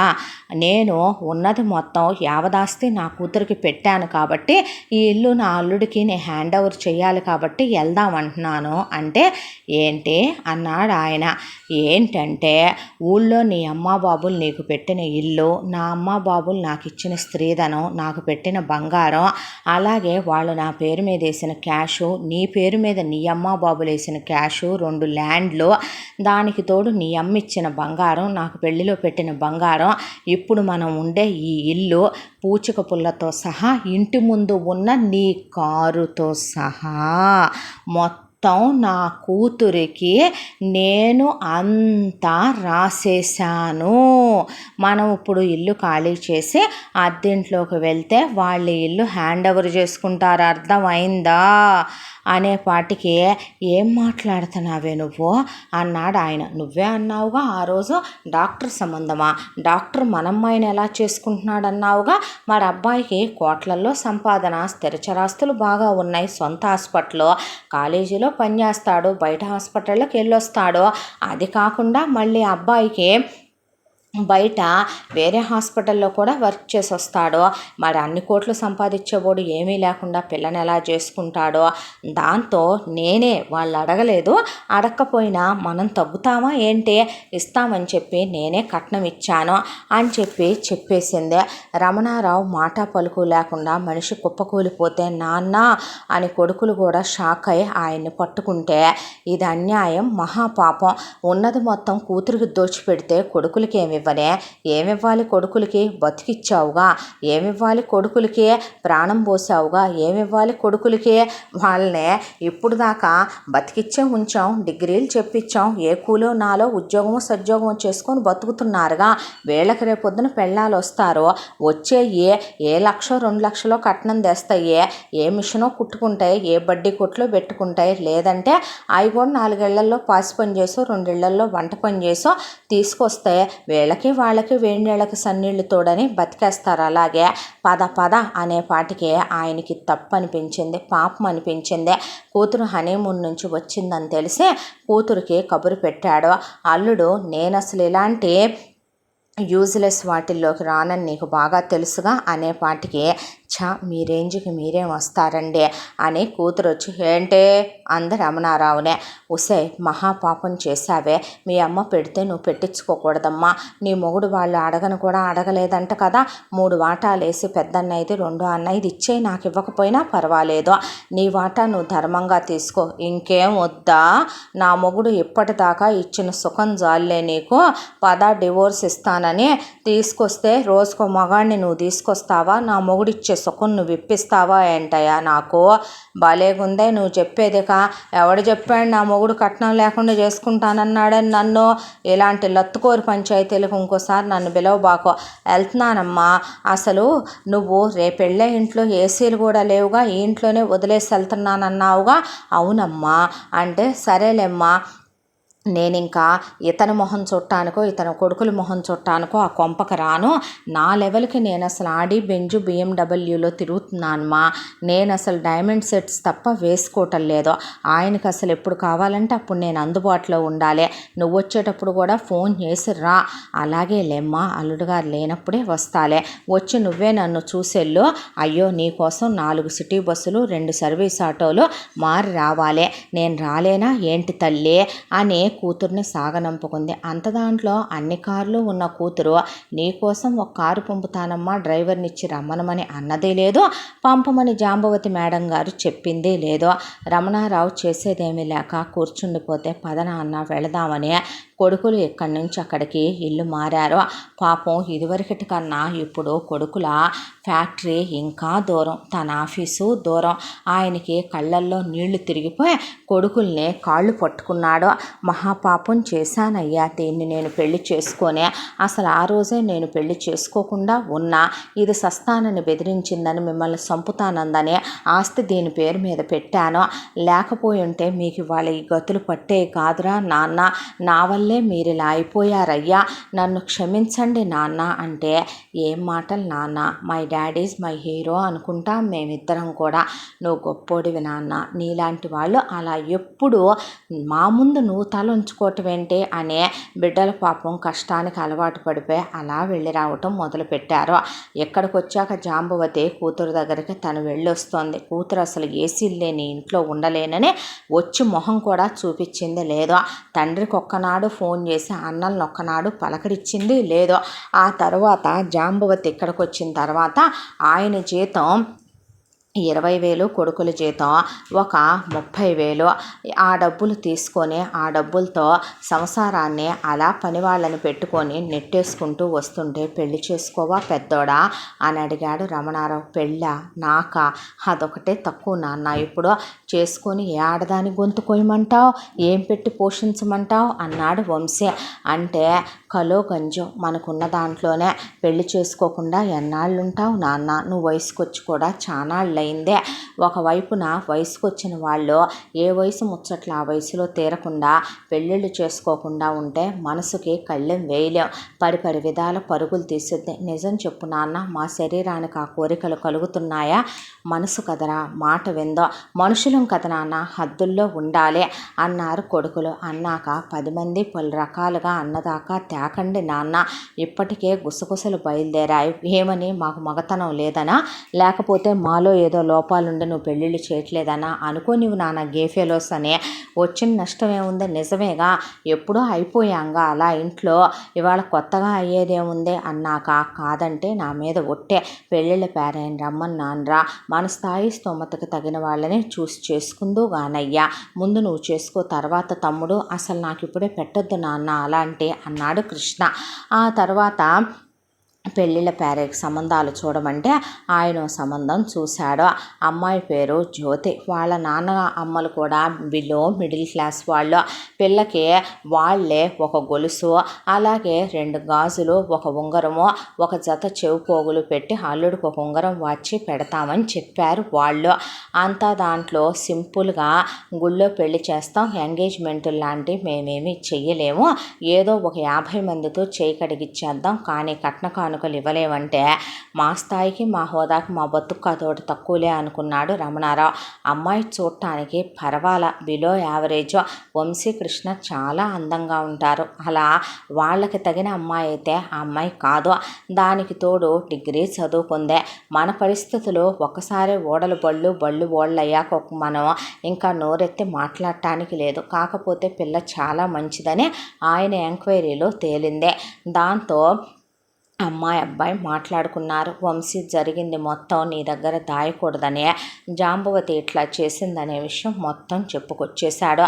రమణారావు పెళ్ళయ్యాక డిగ్రీ చదువుకున్నావుగా తల్లి, ఉద్యోగం చేసుకోమ్మా, వేడి నీళ్ళకి చన్నీళ్ళు తోడని 4 రూపాయలు వస్తాయంటే అలాగేనండి అందే. వంశీకి జ్యోతికి సింపుల్గా పెళ్ళి అయిపోయింది. కొత్త కోడలుగా ఇంట్లో అడుగు పెట్టిందే. శోభనాలు అయిపోయినాయి. ఇక వంశీ ఆఫీస్కి వెళ్ళిపోతున్నాడు. హనీమూన్లు గట్రా వాళ్ళ బతుకులకి ఎటూ లేవో. ఉద్యోగానికి మామగారు వెళ్ళమన్నారని 2-3 చోట్ల చూసి అప్లై చేసి వెళ్తాను మామగారు, కాల్ లెటర్ వస్తే అని చెప్పింది. ఈలోపు జాంబవతి రిటైర్మెంట్ తీసుకుంది. ఇంట్లో పనివాళ్ళని తీసేసిందే. జ్యోతి పొద్దున్న లేచిన దగ్గర నుంచే ఆ ఇల్లు గల్లది అసలు మంచిది కాదు. డాబా మెట్లు కడిగి తుడవాలి, పైన ట్యాంకులు కడిగి తుడిసి నీళ్లు పట్టాలి. అసలు మొక్క పక్కన ఆకు రాలకూడదు. వర్షం వచ్చినప్పుడు కుండీలో మట్టి కిందకు కారకూడదు. వాళ్ళ నాన్న టార్చర్లు పెట్టుద్ది. రోజు 2 పూట్ల బాత్రూములు కడగాలి, 2 పూట్ల ఇల్లు ఉడవాలి, తడిగుడ్లు పెట్టాలి, ఇంట్లో అంట్లు తోమాలి, అందరి బట్టలు ఉతకాలి. ఇక ఇంటిడి షాకిరి జ్యోతి మీదే పడిపోయింది. అటు పుల్ల తీసి ఇటు పెట్టడం మానేసింది జాంబవతి. ఇల్లు గల్ల దాంతో ముచ్చట్లు పెట్టుకొని కూర్చుంటది. పొద్దున్నే ఇక మొత్తం డబ్బులు లెక్కేసి చూసుకుంటే మొగుడు మీద, మడిది మీద, మామగాడి మీద వచ్చేది 65,000. ఆ 65,000లో మగాళ్ళు 3 వాళ్ళ ఛార్జీలకి, పెట్రోల్ ఖర్చులకి తలా ఒక 5,000 తీసుకొని చేతికొచ్చేది 50,000. ఆ 50,000లో 12,000 ఇంటెద్దా. పనులన్నీ వాళ్లే చేసుకుంటూ 2,000 మెయింటెనెన్స్ కట్టాలి, 1,000 రూపాయలు వాటర్ బిల్లు కట్టాలి, 2,000 కరెంటు బిల్లు కట్టాలి. ఇక మిగిలే డబ్బులేంటి, దాంట్లో మళ్ళీ పాలకి, పెరుగుకి, గ్యాస్కి, సరుకులకి, కూరలకి, నాన్ వెజ్ వండుకొని తినే రాత కూడా ఇంట్లో ఉండేది కాదు. సన్నగా ఎముకల గూళ్ళులా ఉండేవాళ్ళు మామ మొగుళ్ళు. ఎంతెంత లూజుగా ఉండేవి వాళ్ళ బట్టలు. అంతా దాంట్లో మాత్రం జ్యోతి పొద్దున్నే లేసి వాళ్ళకి తనకి ఉప్మా చేయాలి, అత్తకి 2 రకాల టిఫిన్లు చేయాలి.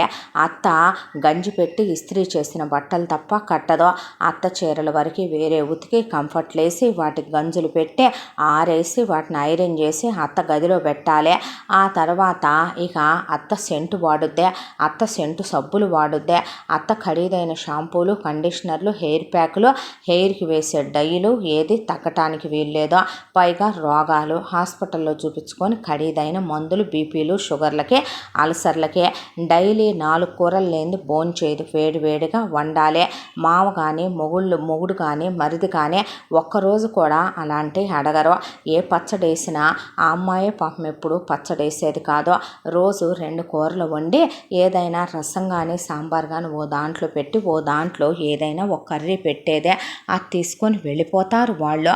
సాయంత్రం వచ్చిన తర్వాత అసలు ఒక బిస్కెట్ ప్యాకెట్ చించితే ఆయన ఒక 4 అన్నీ నీళ్ళ టీలో కొడుకులు కోడలు కలిసి తలా ఒక 3-4 తీసుకొని ఏ మ్యారీ బిస్కెట్లో తింటారు. జాంబవతికి అలా కాదు.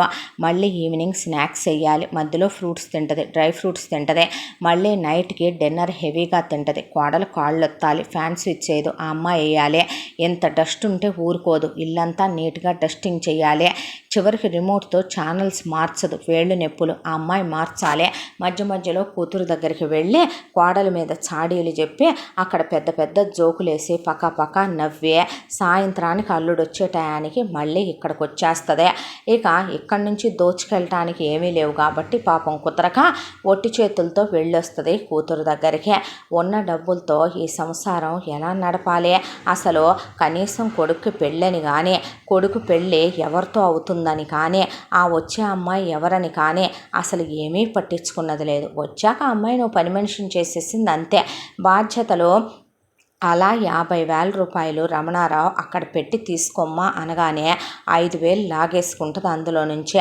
ఆ 5,000లో తన కూతురు దగ్గరికి వెళ్ళటానికి ఛార్జీలకే, తనకేదైనా తినాలనిపిస్తే చిరుతిండి తినటానికి అవి కావాలి. చేతికొచ్చేది 45,000. ఆ 45,000లో దాదాపు ఒక 10,000 రూపాయలు అత్త ఖర్చే ఉంటుంది. ఇక మిగతా ఎన్ని సర్దటం అంటే కళ్ళల్లో నీళ్లు తిరిగేవి జ్యోతికే. నెల రోజులైందే కోడలు ఇంట్లో ఇలా పాచి పని చేస్తోందని ఇప్పుడే ఆ అమ్మాయి ఆల్రెడీ నొప్పులు బిళ్ళలు మింగటం స్టార్ట్ చేసేసింది కూడా. వంశీ కాండోమ్స్ వాడుకుంటున్నాడు, మనకే ఒక గతి లేదు, వెంటనే పిల్లలు వద్దు అనే దాంతో. అయితే ఆ అమ్మాయి చాకిరీ చేయటం చూసిన ఆయన ఇంకేం ఉద్యోగానికి వెళ్ళమని చెప్తాడో. పాపం ఆ మాట చెప్పాలన్నా ఆయనకి నోట్లో నుంచి మాట రాలేదు. జ్యోతి పోనీ అడ్జస్ట్ చేసుకోనంటే వద్దులే అమ్మ, అవ్వవులే, నువ్వు ఇంటి పనే చూసుకో అనేసి వదిలేశాడు ఆయన. ఈ దాంట్లో వంశీ వాడే బర్త్ కంట్రోల్ ఫెయిల్ అయిందే. అనుకోకుండా జ్యోతి ప్రెగ్నెంట్ అయిందే. ఇప్పుడు ఇదొకటా నాన్న మొయ్యలేని బరువు అనుకొని అబోర్షన్ చేయించేస్తానని ఆయన చెప్తున్నా వినకుండా హాస్పిటల్కి తీసుకెళ్తే కడుపులో ట్విన్స్ ఉన్నారని, అబోర్షన్ చేయడానికి వీల్లేదు, డెలికేటెడ్ ప్రెగ్నెన్సీ అని డాక్టర్ చెప్పి పంపిందే. ఇప్పుడు మందులకని తిండికని మళ్ళీ రేపు పిల్లలు పుడితే ఖర్చులని ఎక్కడి నుంచి తెద్దాం నాన్న అన్నాడు వంశీ. ఒక విషయం చెప్పమంటావా? సరే, ఒక 5 ఏళ్ళు అంటావు, నీ జీతం ఎంత పెరుగుద్దే? మహా అయితే ఒక 5,000 పెరుగుద్దా? ఈలోపు కనేస్తే ఒక పని అయిపోద్దే. వాళ్ళే పెరుగుతారు, నారు పోసిన దేవుడు నీరు పెట్టడా అన్నట్టు. నేనే ఆ రోజునే ఈ పని చేస్తుంటే పెళ్ళే మానుకొని, పెళ్ళాం ఒంటి మీద చెయ్యటమే మానుకొని, పిల్లల్ని కంటమే మానుకొని, నేను ఆ రోజే నీ చెల్లెనే ఒక పదార్థాన్ని భూమి మీదకి తేకుండా ఉండుంటే మీకు వాళ్ళ గతులు పట్టేవి కాదు. ఇప్పుడు ఆ అమ్మాయిని బాధ పెట్టడం తప్పు కదయ్యా అన్న తర్వాత పాపం ఎంత లేమిట్లో ఉన్నా వాళ్ళ పుట్టింటి వాళ్ళు జ్యోతిని తీసుకెళ్ళటానికి వచ్చారు. నేను పంపించను, ఇక్కడ పనులు ఎవరు చేస్తారు అనేసరికి అదేంటమ్మా అలా మాట్లాడతావు అని జాంబవతిని అడిగితే, పర్లేదు నేను ఉంటానులే మీరు వెళ్ళండి అని. తను పుట్టింటికి వెళ్ళిపోతే మొగుడికి, మరిదికి, మామగాడికి ఆ ముద్ద కూడా అత్తయ్యదని జ్యోతికి తెలుసు. వస్తూనే మొగుడు ఏం వండావు అని అడుగుతాడు. వదినా ఆకలి అంటాడు కృష్ణ. అమ్మ భోజనం పెట్టరా తల్లి అంటాడు రమణారావు. ఇక ఆ అమ్మాయి వెళ్ళిపోయిందంటే వాళ్ళ గతి ఏంటో ఆ అమ్మాయికి బాగా తెలుసు. జ్యోతి తగని మెతక, ఏదున్నా మనసులో బాధపడటమే తప్ప పైకి అంటం చెప్పటం, చాడీలు చెప్పటం ఇలాంటివి తెలీదు. పోనీ జరిగినాయి చెప్పటానికైనా సరే అవి కూడా పొద్దున్నుంచి సాయంత్రం దాకా మామగారు, మొగుడు, మరిది వెళ్ళి గొడ్డు చాకిరి చేసి ఇంటికి వచ్చే మగాళ్ళు వచ్చి రాగానే అంత ముద్ద తినే సొమ్మసిల్లి పడిపోతారు. వాళ్ళకి ఇవన్నీ చెప్పి ఇంట్లో గొడవలు ఎందుకని అసలు చెప్పేది కాదు.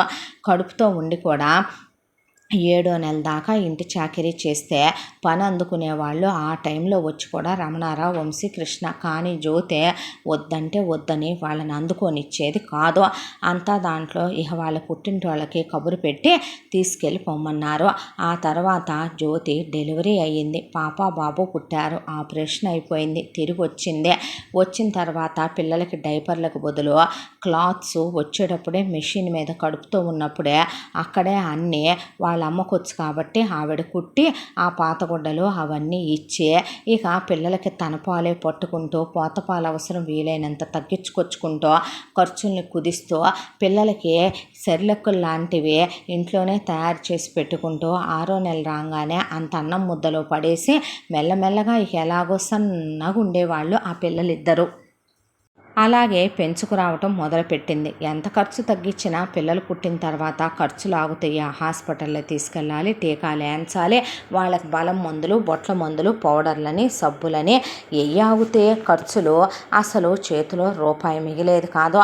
ఒకవైపున పిల్లలు పుట్టిన తర్వాత వంశీ ఓవర్ టైం చేయటం మొదలుపెట్టి అలిసిపోవటం మొదలైపోయా, సన్నగా అయిపోయాడు. అన్న చేస్తున్నప్పుడు తను చేయకపోతే ఎలా, తను కాకుండా ఇంకెవరు ఆదుకుంటారో, అంతా దాంట్లో మగపిల్లలిద్దరూ రామలక్ష్మణుల్లా ఉండేవాళ్ళు. కృష్ణ కూడా చేసేవాడు. ఎప్పుడో చిన్నప్పుడు పిల్లలు పుట్టినప్పుడు ఆయన కండపట్టి ఉండటం చూశాడు. కొడుకులిద్దరిది ఒళ్ళొచ్చే శరీరమే. మళ్ళీ ఇన్నాళ్ళకి ఏ రోజు బిడ్డల ఒంటి మీద ఆయనంత ఎముకల మీద తోలు కప్పటం తప్ప కండున్నట్టు చూసిన పాపానే పోయెరగడు మానవుడు. ఆయన మనిషి ఒకప్పుడు దుక్కలా ఉండేవాడు. ఈరోజు ఆయన మీద ఆయనకే జాలేసేలా ఉన్నాడు ఆయన. దాంతో ఇలా రోజులు గడిచిపోతూ ఉండగా రెండో అబ్బాయిని కూడా పెళ్లి చేసుకోయ్యా అన్నాడు రమణారావు. అస్సలు వద్దు నాన్న, నాకు ఇష్టం లేదు. ఒక అమ్మాయిని చేసుకొని తీసుకొచ్చి ఉత్కృష్టంలో, ఈ నరకంలో, ఈ దరిద్రంలో నేను ఉంచలేను. అంటే ఏంట్రా, పెళ్లి చేసుకోవా? ఇప్పుడు నువ్వు పెళ్లి చేసుకుంటేనే జరిగే ఆగుతాయా? ఆగేయే జరిగిపోతాయా? పిచ్చి మాటలు మాట్లాడ కృష్ణ. అన్నాక ఒక విషయం చెప్పమంటావా? మనిషికి మనిషి తోడవసరం కాబట్టి దేవుడి సృష్టిలో జంటలను సృష్టించాడో. మనకున్న బాధలు ఎవరో తీసేస్తే పోయేవి కాదో. అలాగని చెప్పి తోడు లేకుండా ఇలా ఉండటం కరెక్ట్ కాదు, చెప్పండి నాన్న అని వంశీ అంటే రమణారావు కూడా గట్టిగా చెప్పేపాటి కృష్ణేం మాట్లాడలేదు. ఇక పెళ్లి వయసు కూడా దాటిపోతోంది కృష్ణదే. ఒకవైపున పెళ్ళిళ్ళ పేరాయిని పిలిపించి సంబంధాలు చూడమంటే పెద్దమ్మాయి లాంటిదే ఇంకో అమ్మాయి దొరికింది. ఈ అమ్మాయి చూడటానికి కాస్త బాగానే ఉంటుంది. అమ్మాయి పేరు గీత. పెద్దమ్మాయి వాళ్ళ అమ్మ నాన్నలాగే వీళ్ళు కట్న కానుకలు ఇచ్చుకోలేరు. సింపుల్గా పెళ్లి చేసేశారు. గీత కూడా కోడలుగా అడుగు పెట్టిందే. కృష్ణ ఒక్కటే చెప్పాడు, గీత డిగ్రీ చదువుకుంది, నువ్వు ఉద్యోగాలకు వెళ్ళు, అది ఇది అని నేను చెప్పనులే. కానీ వదిన ఒకవైపున పసిపాపలతో ఇంట్లో పనితో నలిగిపోతోంది. కాస్త నువ్వు పనిలో సాయం అందుకో అని చెప్పాడు భార్యకే. చెప్తే ఇక జ్యోతి గీత సొంత అక్క చెల్లెళ్ళేమో అన్నంతగా కలిసిపోయారు. తోడికోడళ్ళు అని చెప్తే మనం చెప్పటమే తప్ప అసలు ఎవరూ నమ్మరేమో, అంత క్లోజ్గా ఉండేవాళ్ళు వీళ్ళు. కృష్ణ బర్త్ కంట్రోల్ యూస్ చేస్తుంటే అది ఫెయిల్ అవ్వటం కాదు, వాళ్ళు మర్చిపోయి ఒకరోజు సరదాగా కలిశారు. అది కాస్త కడుపులో పిండమై కూర్చుందే. హాస్పిటల్కి తీసుకొని వెళ్తే గీతకు కూడా ట్విన్స్ అన్నారు. దానికి కారణం లేకపోలేదు. గీత వాళ్ళ అమ్మ వాళ్ళు ట్విన్స్. గీత వాళ్ళ నాన్న తరపున గీత వాళ్ళ పెద్ద నాన్నలిద్దరూ ట్విన్స్. అలా గీతకి ట్విన్స్ సాల్ వచ్చిందే. దాంతో ఇదేం గోల్రా దేవుడా అనుకుంది గీత కూడా. ఆ తర్వాత ఈ అబార్షన్ చేయటానికి లేదని డాక్టర్ చెప్పేసరికి చేసేదేముందే, ఇప్పటికి వంశీ జీతం 25,000, కృష్ణ జీతం 25,000 అయ్యిందే.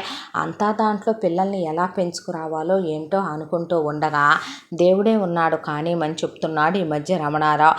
అయితే గీత పుట్టింటి వాళ్ళు వచ్చి పిల్లకి సీమంతం చేయాలంటే ముందు మీరు చేయాలంటే మా ఇళ్లల్లో అలాంటి సార్లు లేవే, పెద్దదానికి మేమేం చేయలేదే అంది జాంబవతి. వాళ్ళు నోరు మూసుకున్నారు.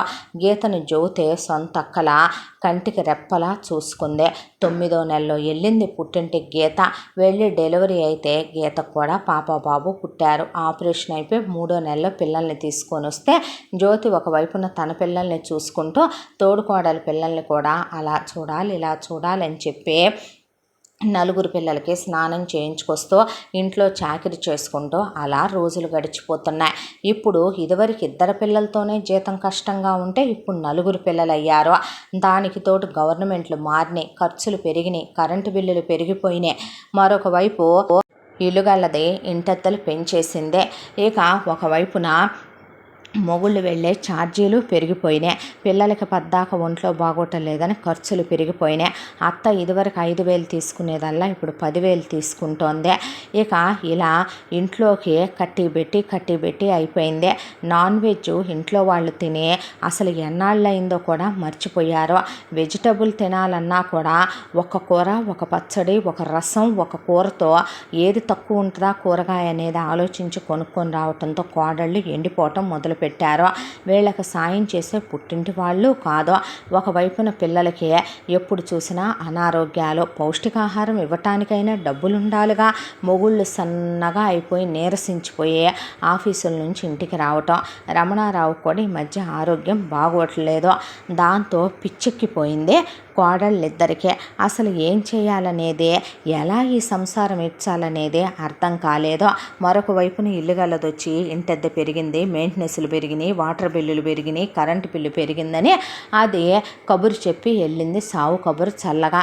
దాంతో కోడళ్ళిద్దరూ అలా కూర్చుండిపోయారు. చిన్నమ్మాయి ఆలోచిస్తుంటే, ఏంటే ఆలోచిస్తున్నావంటే, ఏం లేదక్క, ఇలాగే అయితే రేపొద్దున రోడ్డు మీద ఏ టెంట్ వేసుకోవాలా, మన పిల్లల్ని ఏ రైల్వే స్టేషన్లో గుడిమెట్ల దగ్గర అడుక్కోటానికి కూర్చోబెట్టాలా, పిల్లల్ని రేపొద్దున ఏ గవర్నమెంట్ స్కూళ్ళ పాలు చేయాలా, రేపొద్దున మన బతుకులు ఏమవుతాయా అనేది నాకు అర్థం కావటం లేదు అంది గీత. ఏం చేద్దామనుకుంటున్నావు, మనం మాడిస్తే మాడదు అంటాడు మీ బావ. మరి నువ్వేమనుకుంటున్నావు? మాడుద్దక్క, మార్చాలే. మార్చకుండా ఇలాగే ఉంటే రేపొద్దున మన బతుకులు మన మొగుళ్ళ బతుకుల గురించి తీసేసే, రేపు మన పిల్లల బతుకులు కూడా మన మొగుళ్ళ బతుకుల్లాగే మన బతుకుల్లాగే తయారవుతాయి. మన పుట్టిళ్లల్లో మనం సుఖపడి సచ్చింది లేదో, ఏదో అలా కొట్టుకుంటూ వచ్చి డిగ్రీలు కంప్లీట్ చేసుకొచ్చాం. మన మొగుళ్ళు సుఖపడింది లేదో, వాళ్ళు అలా డిగ్రీలు ఎలగబెట్టుకొచ్చారు. రేపు మన పిల్లల బతుకులు కూడా అలాగే అవటానికి మనం కారణం కాకూడదు అంటున్నాను. ఏం చేద్దామమ్మా అయితే అంది జ్యోతి. అంటే ఉద్యోగాలకు వెళదాం అంది గీత. ఎలాగే? అసలు ఇంటి పనితో వంట పనితో పిల్లల పనులతో తెములుతున్నాయా? నాకు వెళ్ళాలనే ఉందమ్మా, కానీ ఎక్కడ వద్దే అంటే అయ్యేలా చేసుకోవాలక్క. పరిస్థితుల్ని మనకు అనుగుణంగా మనం మార్చుకోవాలి. ఇది మన కుటుంబం, వాళ్ళు మన మొగుళ్ళు, ఇది మన కాపురం. మామయ్య మన మాటకి ఏది అడ్డు చెప్పరో వద్దు అని ఆయన అనరో. మన మొగుళ్ళు అమ్మకి ఎదురు చెప్పరు అనుకున్నా మన ఎప్పుడైనా కొట్టారా, తిట్టారా? మనం ఏదైనా చెప్తే వినలేదా? పోనీ మన మాటను ఎప్పుడైనా కాదన్నారా? మనమే రంకుతనమో తప్పుడుతనమో చేద్దామనో, ఎవడి దగ్గరో బయట జరుద్దామనో, దిగజారిన పనులు చేద్దామనో అంటలేదక్క. నీతిగా నిజాయితీగా డిగ్రీల వరకు చదువుకున్నాంగా. మనము 4 రూపాయలు సంపాదించకపోతే కనీసం 2 పూట్ల పిడికెడు ముద్ద కూడా మన మొగుళ్ళు మనం తింటలేదు. తినగల మనుషులు నీ మొగుడు నా మొగుడు. ఒక బాక్స్ కట్టి పంపిస్తున్నాం. వాళ్ళ అవతారాలు చూసావా? మామయ్యని చూసావా? నువ్వు నేను ఎలా అయ్యామో చూసావా? పిల్లలు 4 పుట్టినప్పుడు ఉన్న వెయిట్ మీద ఇప్పటికి ఎంత వెయిట్లు పెరిగారక్క. ఇలాగే ఉంటే కనుక ఎవరికి ఏదైనా వస్తే ₹1 ఉందా మన దగ్గర ఖర్చు పెట్టడానికి? ఇప్పటికిప్పుడు ఎవరైనా సస్తే తగలేయటానికి కూడా లేవు డబ్బులని కన్నీళ్లు పెట్టుకుంది గీత. దీనికి అంతటికీ కారణం తెలుసు. కృష్ణ చెప్పాడు నాకు మొత్తం, వంశీ కూడా చెప్పాడు నాకు. మరి ఇలాంటి ఆడదాని గురించే ఆలోచించా అక్క మనం అడుగు బయటకేయకుండా ఆగాల్సిందే. ఆవిడేమైనా కొడుకుల గురించి ఆలోచించిందా? రేపొచ్చే కోడళ్ళ గురించి ఆలోచించిందా? పుట్టే వారసుల గురించి ఆలోచించిందా? మొత్తం కూతురికి దోచిపెట్టి కూర్చొని మన మీద పడి బతుకుతుంది, తింటుంది. అలాంటి దాని గురించి నువ్వు ఆలోచిస్తావేంటక్క అంది గీత. ఏం చేద్దామే ఇప్పుడు ఆలోచించి రేపు చెప్తా అంది గీత. నెక్స్ట్ డే అత్త ఆడపడుచు దగ్గరికి వెళ్ళిందే. మామగారు, బావగారు, భర్త ఇంట్లోనే ఉన్నారు. అక్క నువ్విట్రా అని తోడుకోడల్ని పిలుచుకొచ్చిన తర్వాత మీ అందరితో నేను ఒక విషయం మాట్లాడాలనుకుంటున్నాను అంటే ఏంటమ్మా అన్నాడు మామగారు. మామయ్య, ఇలాగే తినటానికి ఉండటానికి లేకుండా అడుక్కు తింటూ ఎంతకాలం బ్రతుకుదాం చెప్పండి. అందుకే అక్క నేను ఉద్యోగానికి వెళదామని అనుకుంటున్నాం. అంటే ఉద్యోగానిక? మీరు ఉద్యోగానికి వెళ్తే పిల్లల్ని ఎవరు చూసుకుంటారమ్మా? మీ అత్తయ్య ఏమైనా చూసుకుంటుందని అనుకుంటున్నావా అంటే నిజమే కదే, పిల్లల సంగతి ఏంటి అంది జ్యోతి. అక్క, నా పుట్టింటి వాళ్ళేమీ గొడ్డుపోయి నీ పుట్టింటి వాళ్ళేమీ గొడ్డుపోయి లేరు. పరిస్థితుల గురించి ఆలోచించకుండా మాట్లాడే రకాన్ని నేను కాదు. నా పిల్లాన్ని తీసుకెళ్ళి మా అమ్మ నాన్న దగ్గర వదిలిపెడతాను. ఏమంటావు కృష్ణ అంటే నీ ఇష్టం రా అన్నాడు కృష్ణ.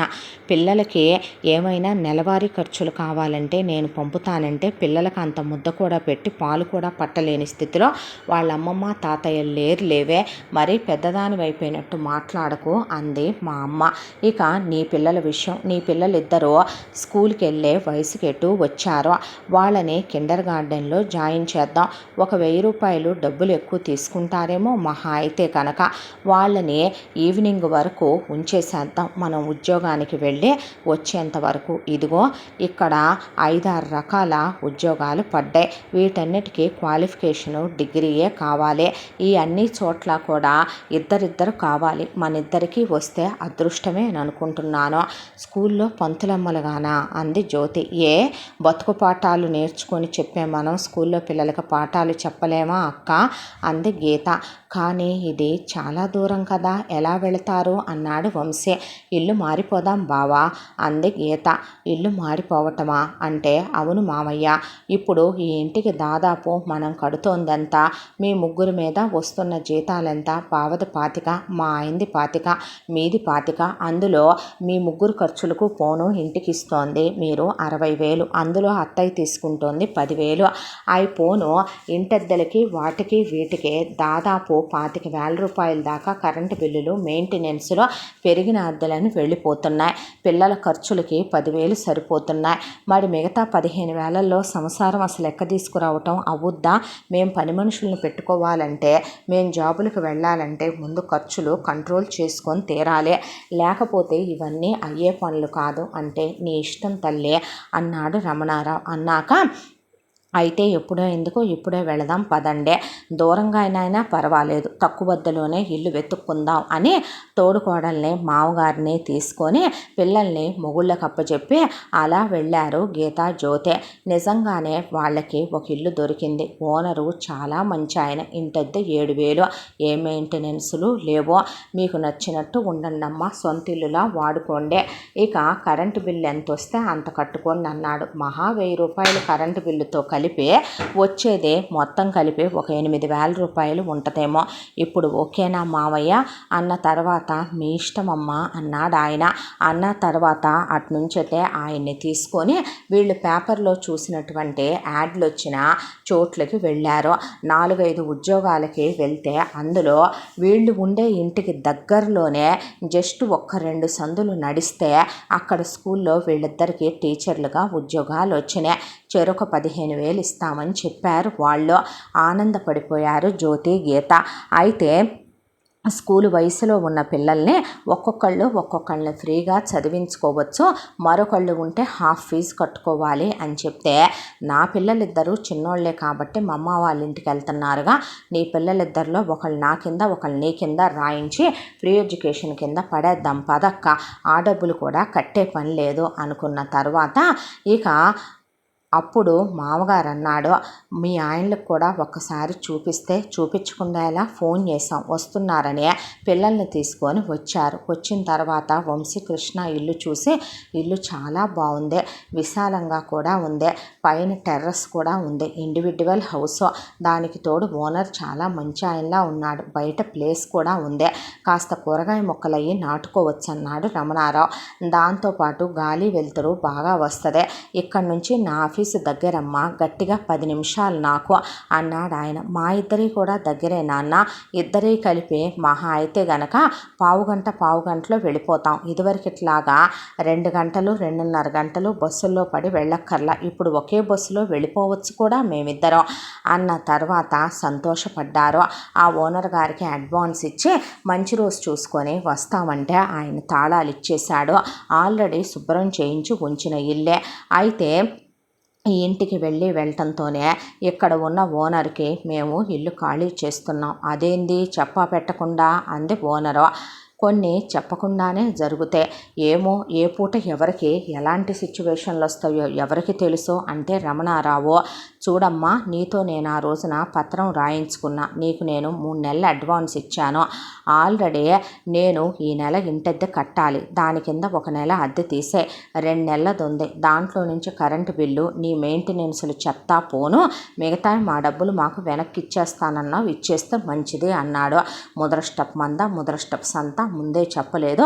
జాంబవతి వదిన అంటూ వస్తే, వదిన లేదులేమ్మా, వదిన సవర్ దిగటానికి కూతురు దగ్గరికి వెళ్ళింది అని ఆయన అంతవరకు డబ్బులు తీసేసుకొని అటు అడ్వాన్సులకి ఇటు నుంచి ప్యాకర్స్కి అవి సరిపోతాయని లెక్కలు చూసుకొని సామాను కొడుకులు కోడళ్ళు కలిసి ఆ రోజునే వెంటనే సర్దేస్తే సాయంత్రానికి వచ్చిన జాంబవతి హ్యాడ్ డౌట్, ఇల్లు మాకు కలిసి వచ్చింది, ఈ ఇల్లు మేము ఖాళీ చేయమని చెప్పాను, ఓనర్ గారు చాలా మంచి ఆవిడ, అసలు నాతో ఇంట్లో మనిషిలా కలిసిపోయింది అనేసరికి రమణారావు, అయితే ఉండు, నిన్ను ఉండొద్దని నేను అన్నానా ఏంటి, కట్టుకోవే ఇంటద్దా, ఉండు, ఎవడుండొద్దన్నాడు, నువ్వు నీ కూతురు పంపించుద్దేమో, మొత్తం నీ కూతురికే దోచిపెట్టుకున్నావు కాబట్టి నీ కూతురు నీ మెయింటెనెన్స్లు చూస్తుందేమో, ఇస్తే ఉండు, పదండి నాన్న అని వెంటనే ఇక్కడి నుంచి అక్కడికి వెళ్ళిపోయారు. వెళ్ళిపోయిన తర్వాత నలుగురితో నారాయణ ఆనక కుక్కబొత్తుకు కదా, తప్పేదేముంది, వాళ్ళ వెనకమాల ఓనర్ని ఏం చేద్దామమ్మా, కడుపు చించుకుంటే కాళ్ళ మీద పడుద్దని, కొడుకులు నా వాళ్ళు కాదు, మొగుడు నా వాడు కాదు, కోడళ్ళు నా వాళ్ళు కాదు అని నానా తిట్లు తిట్టి శాపనార్థాలు పెట్టుకుంటూ అక్కడి నుంచి వెళ్ళి చూసిన ఇంటి దగ్గరికి వెళ్ళిందే. వెళ్ళిన తర్వాత ఇహ పెద్ద కోడలు ఇంట్లో చాకిరి చేసి స్కూలుకు వెళ్ళగలమా గీతు అంటే, ఎందుకక్క భయపడతావు, ఎందుకు టెన్షన్ పడతావు, ఏం చెయ్యాలి ఇంట్లో పనే అంటే, పొద్దున్నే నీకు విషయం చెప్పమంటావా, నీకు ముందు నువ్వు కంగారు తగ్గించుకో, నువ్వు ముందు టెన్షన్ తగ్గించుకో, నువ్వు ముందు మెత్తగా ఉండటం మానేసే, ఇప్పుడేంటి మనందరం ఉప్మాలు తినే ఆవిడకి ఒక్కదానికి టిఫిన్లు వేయాలా, ఎందుకేస్తావు, ఇంట్లోకి రోజుకి 1 టిఫినే చేద్దాం, నేనున్నాగా నీకు హెల్ప్కి, తేలిగ్గా అయిపోయాయి చేద్దాం, అది కూడా ఒకరోజు అటుకుల పోహా లాంటిదే, ఒకరోజు పొద్దున్నే వెజిటబుల్ అన్నీ వేసి కిచిడీ లాంటిదే, ఒకరోజు ఇడ్లీ లాంటిదే, అలాంటివే చేద్దాం, మామయ్యకి మన మొగుళ్ళిద్దరికి మనం 16 రకాలు వండాలా, వాళ్ళకి ఒక్క కూర ఎక్కువ క్వాంటిటీలో చేసి వాళ్ళకు ఒక్క కూర కలిపి పెరుగన్నం తిని ఎన్నాళ్ళయిందో వాళ్ళు ఒక దాంట్లో పెరుగన్నం కలిపి పెడదాం, మనిద్దరం బాక్సులు పెట్టుకుందాం, నా పిల్లలు ఎటు వెళ్ళిపోయారో, నీ పిల్లలకు కావలసినవన్నీ సర్దుకొని తీసుకెళ్దాం, మరి బట్టల సంగతి, అంట్ల సంగతి, ఇల్లు ఉడవటాల సంగతే సాయంకాలం వచ్చాక చూసుకుందాం అక్క అనేసేసరికి, అత్తయ్య ఇస్త్రీ చీరలు గంజులు పెట్టుకోమను, దాని చేతులు కాళ్ళేం పడిపోలేదు కదా, దానికి ఏమైనా సొచ్చొచ్చిందా, పెరాలసిస్ వచ్చి కాళ్ళు చేతులు పడిపోయినాయా, దాని నోరు అంతలేసేటప్పుడు, దాని బ్రెయిన్ అంత కుతంత్రపు ఆలోచనలు ఆలోచించేటప్పుడు కొడుకుల నోట్లో మట్టి కొట్టి మొత్తం అది కూతుళ్ళకే దోచిపెట్టినప్పుడు మనం ఎందుకు చెయ్యాలి, దానికి ఇంట్లో ఉండే అది ఇస్త్రీ చీరలు కట్టుకుంటా కులుకుతా కూర్చుంటే రేపొద్దున మన పిల్లల బతుకులు ఏం కావాలి అంది గీత. సరే నీ ఇష్టం అన్న తర్వాత ఇద్దరూ కలిసే ఉద్యోగానికి వెళ్ళటం మొదలుపెట్టారు. అలా రమణారావు ఆ నెలలో బోనస్ వచ్చిందని ఒక 20,000 ఎక్కువ వచ్చినాయి అమ్మా అని తెచ్చిచ్చాడు కోడళ్ళకే. ఈ డబ్బులేమి నువ్వు వృధా చేయకక్క అని అలా తీసుకుని వెళ్ళి వాషింగ్ మిషన్ కొనుక్కొచ్చేసింది గీత. బట్టలు వాషింగ్ మిషన్లో పడేస్తే అమ్మ సగం షాకిరీ తగ్గిందే అంది జ్యోతి. అన్న తర్వాత ఒకళ్ళు ఇల్లు ఉడ్చుకొస్తే ఒకళ్ళు తడిగుడ్డ పెట్టుకొచ్చేయటం, ఒకళ్ళు అంట్లు తోమేస్తే ఆ తర్వాత మరొకళ్ళు ఆ అంట్లు కడిగేయటం, మొగుళ్ళు కూడా ఇప్పుడు మామగారు ఉన్నాడు కాబట్టి మొగుళ్ళు కూడా ఇంటికి వచ్చిన తర్వాత వాళ్ళకి కాస్త పిల్లల్ని పట్టుకోవటం, దాంతోపాటు మామగారు కూరలు అవి తరిగివ్వటం, రేపొద్దున కావలసినవన్నీ తరిగి పెట్టేసుకోవటం, ఒకవైపున వంట పనులు చేసుకోవటం, వాళ్ళు తిప్పలేదు వాళ్ళు పడి ఉద్యోగాలకు వెళ్ళొస్తుంటే జాంబవతి ఒక రోజున రెచ్చిపోయి, మీరు నా కోసం ఇస్త్రీ బట్టలు రెడీగా ఉంచట్లేదు, నా కోసం వేడివేడిగా వంటలు వండట్లేదు, నా కోసం అవి చేయట్లేదు, మీకు ఎంత ఒళ్ళు బలిసిందే, కండకావరంతో కొవ్వెక్కి కొట్టుకుంటున్నారు మీరు అనేపాటికే, మరి మాకు నువ్వేమి ఇచ్చావే, నిన్ను చూడటానికే న్యాయ ప్రకారం మొగుడితో కాపురం చేసి గదిలోకి వెళ్ళి మామయ్య చేత చెయ్యించుకునేగా నువ్వు ముగ్గురిని కన్నావు, మరి నీ కూతురుని ఒక్కదాన్నే కానీ మా మొగుళ్ళనే మామయ్య ఉంపుడు గత్తెల దగ్గర నుంచి ఏమైనా తీసుకొచ్చి మామయ్యకి అలవాట్లేదుగా అనకూడదులే, నిన్నంటే బాగోదు మామయ్య పక్కనున్నప్పుడు, ఎక్కడి నుంచి తీసుకొచ్చి పెంచా మా మొగుళ్ళని చిన్నప్పటి నుంచి నోరెత్తనివ్వకుండా కొట్టి తిట్టి పెంచావు, మా మొగుళ్ళకి చిన్నప్పటి నుంచే వాళ్ళని పిచ్చి వాళ్ళని చేసేసావు. వాళ్ళ చదువు విషయంలో గండి కొట్టావు. వాళ్ళకి రావాల్సిన రూపాయి తాత ముత్తాతల నుంచి వచ్చే ఆస్తంతా నీ పేరు మీద రాయించుకొని అనకూడదులే కానీ నీచమైన వేశ్యలు ప్రాస్టిట్యూట్లు కూడా మాట్లాడరాలా. కొడుకుల కాళ్ళు చేతులు తిప్పేస్తానని మావయ్యని బెదిరించి నీ పేరు మీద పెట్టించుకొని మొత్తం నీ కూతురుకు పెట్టిన అదేం బాగుపడుద్దే. సర్వనాశనమై మా ఉసురు కొట్టి అది ఊడ్సుకుపోయి అంతకంతా అది అనుభవించకపోద్దా, నువ్వు కుక్క చావు చావకపోతా అన్నారు కోడళ్ళు. ఎంత ఒళ్ళు బలిసిందే మీకంటే మేమేమీ చెయ్యం. మేము చేసే ఇష్టమైతే నువ్వు తిను, లేదంటే మానిపడే. అది కూడా నీకు ధర్మపిండం పడేయటమే. నువ్వు మాకేదో ఇచ్చావని కాదు, ఏమో లెమ్మనమని పెద్దదానివి లెమ్మనమని మా మొగుళ్ళని కన్నావని ఇంకా మావయ్య ఉన్నాడు నువ్వు ముత్తైదువని ఊరుకుంటున్నావు. లేదంటే కనుక మా సంగతి బాగా ఎరగవు. ఇసుకెత్తిపోయినాయి మా ప్రాణాలు దరిద్రపు మొహందానా అని హోడాహోడిగా అత్త కోడళ్ళు పోట్లాడుకోవటం అయిపోయిందే. కొడుకులు కానీ రమణారావు కానీ అసలు వాళ్ళు ఏమీ కలగజేసుకోవాలా. ఆ తర్వాత పాపం ఎంత ఉద్యోగాలకు వెళ్ళొచ్చినా కాస్త ఇంట్లోకి కడుపు నిండా పాలని పెరుగని కాస్త టిఫిన్లు వేసుకోవటం అని కాస్త 2 పూట్ల కూరలు వండుకొని తింటమని అది కాస్త స్నాక్స్ అవి వారానికి ఒకసారి వండుకొని తింటమని మొగుళ్ళకంతా కడుపు నిండా అన్నం కూరలు పెట్టుకోవటం అని మొత్తం ఖర్చుల వరకే సరిపోతున్నాయి ఎవరి జీతాలు వచ్చినా. ఇలాగే అయితే రేపొద్దున పిల్లల ఫ్యూచర్ ఏంటి మళ్ళీ అగమ్య గోచరం. దాంతో అక్క ట్యూషన్ పాయింట్ పెట్టుకుందామే అంది గీత. అనేసరికి మన వల్ల అవుద్దా, ప్రతిదానికి నువ్వు నిప్పించుకోవాలా. ఓనర్ గారు ఎటు వేరే ఊళ్ళో ఉంటాడు, మనం సొంత ఇల్లా వాడుకోమన్నాడు. మనమేమైనా తప్పుడు పనులు చేస్తున్నావా? నీకు నాకేమన్నా టైలరింగులు పచ్చళ్ళ వ్యాపారాలు మనకేమన్నా వచ్చినా మనం చేస్తే మన మొహాలు చూసి ఎవడైనా ఈ జనరేషన్ వాళ్ళమైతే కొంటాడా? నీకో విషయం చెప్పనా, టెర్రస్ని క్లీన్ చేసుకుందామని మొగుళ్ళని తీసుకొని వెళ్ళి చిన్న బ్యానర్ రాయించి పెట్టుకొని వాళ్ళు పనిచేస్తున్న స్కూల్లో చెప్తేనే పేరెంట్స్ టీచర్ అమ్మలాయా. అది కాక చూద్దామని పేరెంట్స్ ఒక్కొక్క క్లాస్కి 20 మంది పిల్లలు చొప్పున పంపితే మనమేమీ తక్కువ తీసుకోవద్దక్క, స్టార్టింగ్ 500 పెడదాం ఫీజులో అని వీళ్ళ చుట్టుపక్కల ఉన్న అపార్ట్మెంట్లలో కూడా వాచ్మెన్లకు చెప్పొస్తే ఆ విషయం ఇస్త్రీ వాళ్ళకి చెప్పొస్తే దావాలనంగా పాకి స్టార్ట్ చేసిన నెల రోజుల్లోనే వీళ్ళు మొదలుపెట్టిన రోజునే వచ్చింది 40 మంది పిల్లలు. అక్కడి నుంచి అది నెల రోజులు అయ్యేపాటికి ఆ పిల్లలు అలా పెరుగుతూ వెళ్ళి ఒకవైపున జ్యోతి ఒకవైపున గీత పిల్లలకి చెప్పుకుంటూ రమణారావు కూడా వచ్చి కోడళ్ళకి హెల్ప్ చేస్తూ కూర్చునేవాడు. ఇలా కాస్త 4 రూపాయలు కంటికి కనపడటం మొదలైన ఒక సంవత్సర కాలం ఇలా గడిచిపోయింది. ఈ సంవత్సర కాలంలో కూడా మొగుళ్ళకి ఇన్స్టాల్మెంట్ల మీద వాళ్ళిద్దరికీ చెరో బండి కొనిచ్చారు. మామగారి స్కూటీ తీసేసి సెకండ్ హ్యాండ్లో అమ్మేసి ఆయనకి ఎప్పటి నుంచో బైక్ అంటే ఇష్టమని ఇన్స్టాల్మెంట్లో ఓ బైక్ తీసుకున్నారు.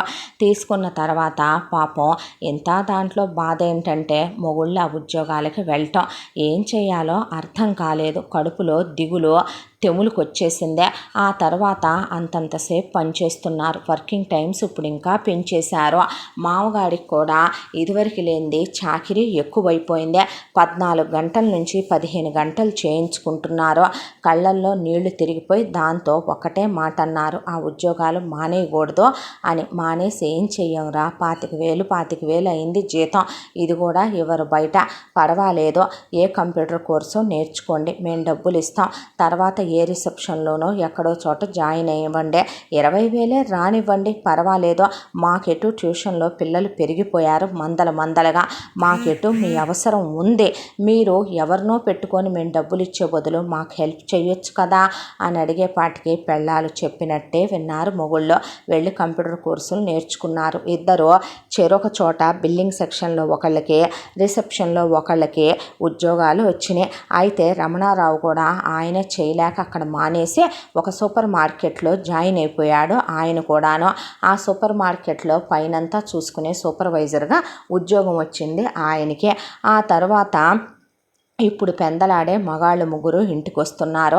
మొగుళ్ళు కాస్త ట్యూషన్లో కూర్చుంటున్నారు. పిల్లల్ని రమణారావు పట్టుకొని ఆయన తెలుగు అదే చెప్తూ మా కాలంలో గట్టి చదువులమ్మ, ఈ రోజుల్లో ఓటి చదువులు అని నవ్వేవాడు. మంచి పేరు వచ్చింది జ్యోతికి గీతకే. ఒకవైపున స్కూల్లో ఒకవైపున ఇంటి చాకిరి, ఒకవైపున పిల్లల్ని చూసుకుంటూ తమ పిల్లల్ని చూసుకుంటూ మేనేజ్ చేసుకుంటూ వచ్చేస్తున్నారు కోడళ్ళు. ఎంతకాలంగా దాచిన డబ్బులన్నీ తీస్తే మొగుళ్ళు మామగారి ముందు లెక్కేస్తే బాగానే వచ్చినాయి డబ్బులు, పర్వాలేదే సాధించారు మీరు మొత్తానికి అన్నారు మామగారు భర్తలు. ఎక్కడ మామయ్య, ఇంతవరకు ఒక సొంతిల్లు అంటూ లేదో, ఏ పూట అద్దింటోడు బయటికి వెళ్ళమంటాడా అని బితుకుమంటూ బతికే బతుకులు కూడా ఒక బతుకులేనా అని పాపం కోడళ్ళు నానా తిప్పలు పడి మొత్తానికి ఇంకొక 2 సంవత్సరాల కాలం, ఆ 2 సంవత్సరాల కాలంలో జాంబవతితో దాదాపు వారానికి 4 సార్లు చొప్పున లెక్కలేనన్ని సార్లు గొడవలు. అయినా తోసేసుకుంటూ వెళ్ళిపోతున్నారు. వాళ్ళని ఉద్యోగాలు మానేయండనే, మీరు నాశనం అయిపోనో, మీరు ఊడ్చుకుపోనో, మీరు పోతే నా కొడుకులకు ఇంకో పెళ్లి చేస్తానో, మీ పిల్లల్ని గోతిలో పెట్టా, మీ అమ్మా బాబులు మిమ్మల్ని కానీ కట్నం ఇవ్వకుండా కోడళ్ళగా పంపారని పొద్దున్నుంచి సాయంత్రం దాకా తిడుతూనే ఉండేదే. అయినా లెక్క చేయకుండా రూపాయి కూడబెట్టుకుంటూ వచ్చేశారు కోడళ్ళు. అంతా దాంట్లో కొంటమంటే ఇల్లు మాటల, వాళ్ళు ఉండేది అవుట్కట్సే కాబట్టి ఒకచోట ఒకళ్ళు స్థలం కాస్త అందుబాటు ధరలో అమ్ముతున్నారని ఆ స్థలం తీసుకొని కాస్త చుట్టూ జాగా ఉండే విధంగా ఆయన మధ్యలో 2 కొడుకులు ఉన్నారు కాబట్టి 2 పోర్షన్లు వేయించి, పైన ఒక పోర్షన్ని 2 పోర్షన్లుగా విడగొట్టి దాన్ని 2 అద్దెలకి ఇచ్చేసి కింద వీళ్ళుండే విధంగా, అలాగే చుట్టూ కాస్త మొక్కలు చెట్లు వేసుకుని ఆయన తండ్రి జ్ఞాపకార్థం తల్లి జ్ఞాపకార్థం పైన టెర్రస్ ఎదురుగా కాస్త ఓపెన్ ప్లేస్ ఉండేలాగా ఇల్లు కట్టించాడు.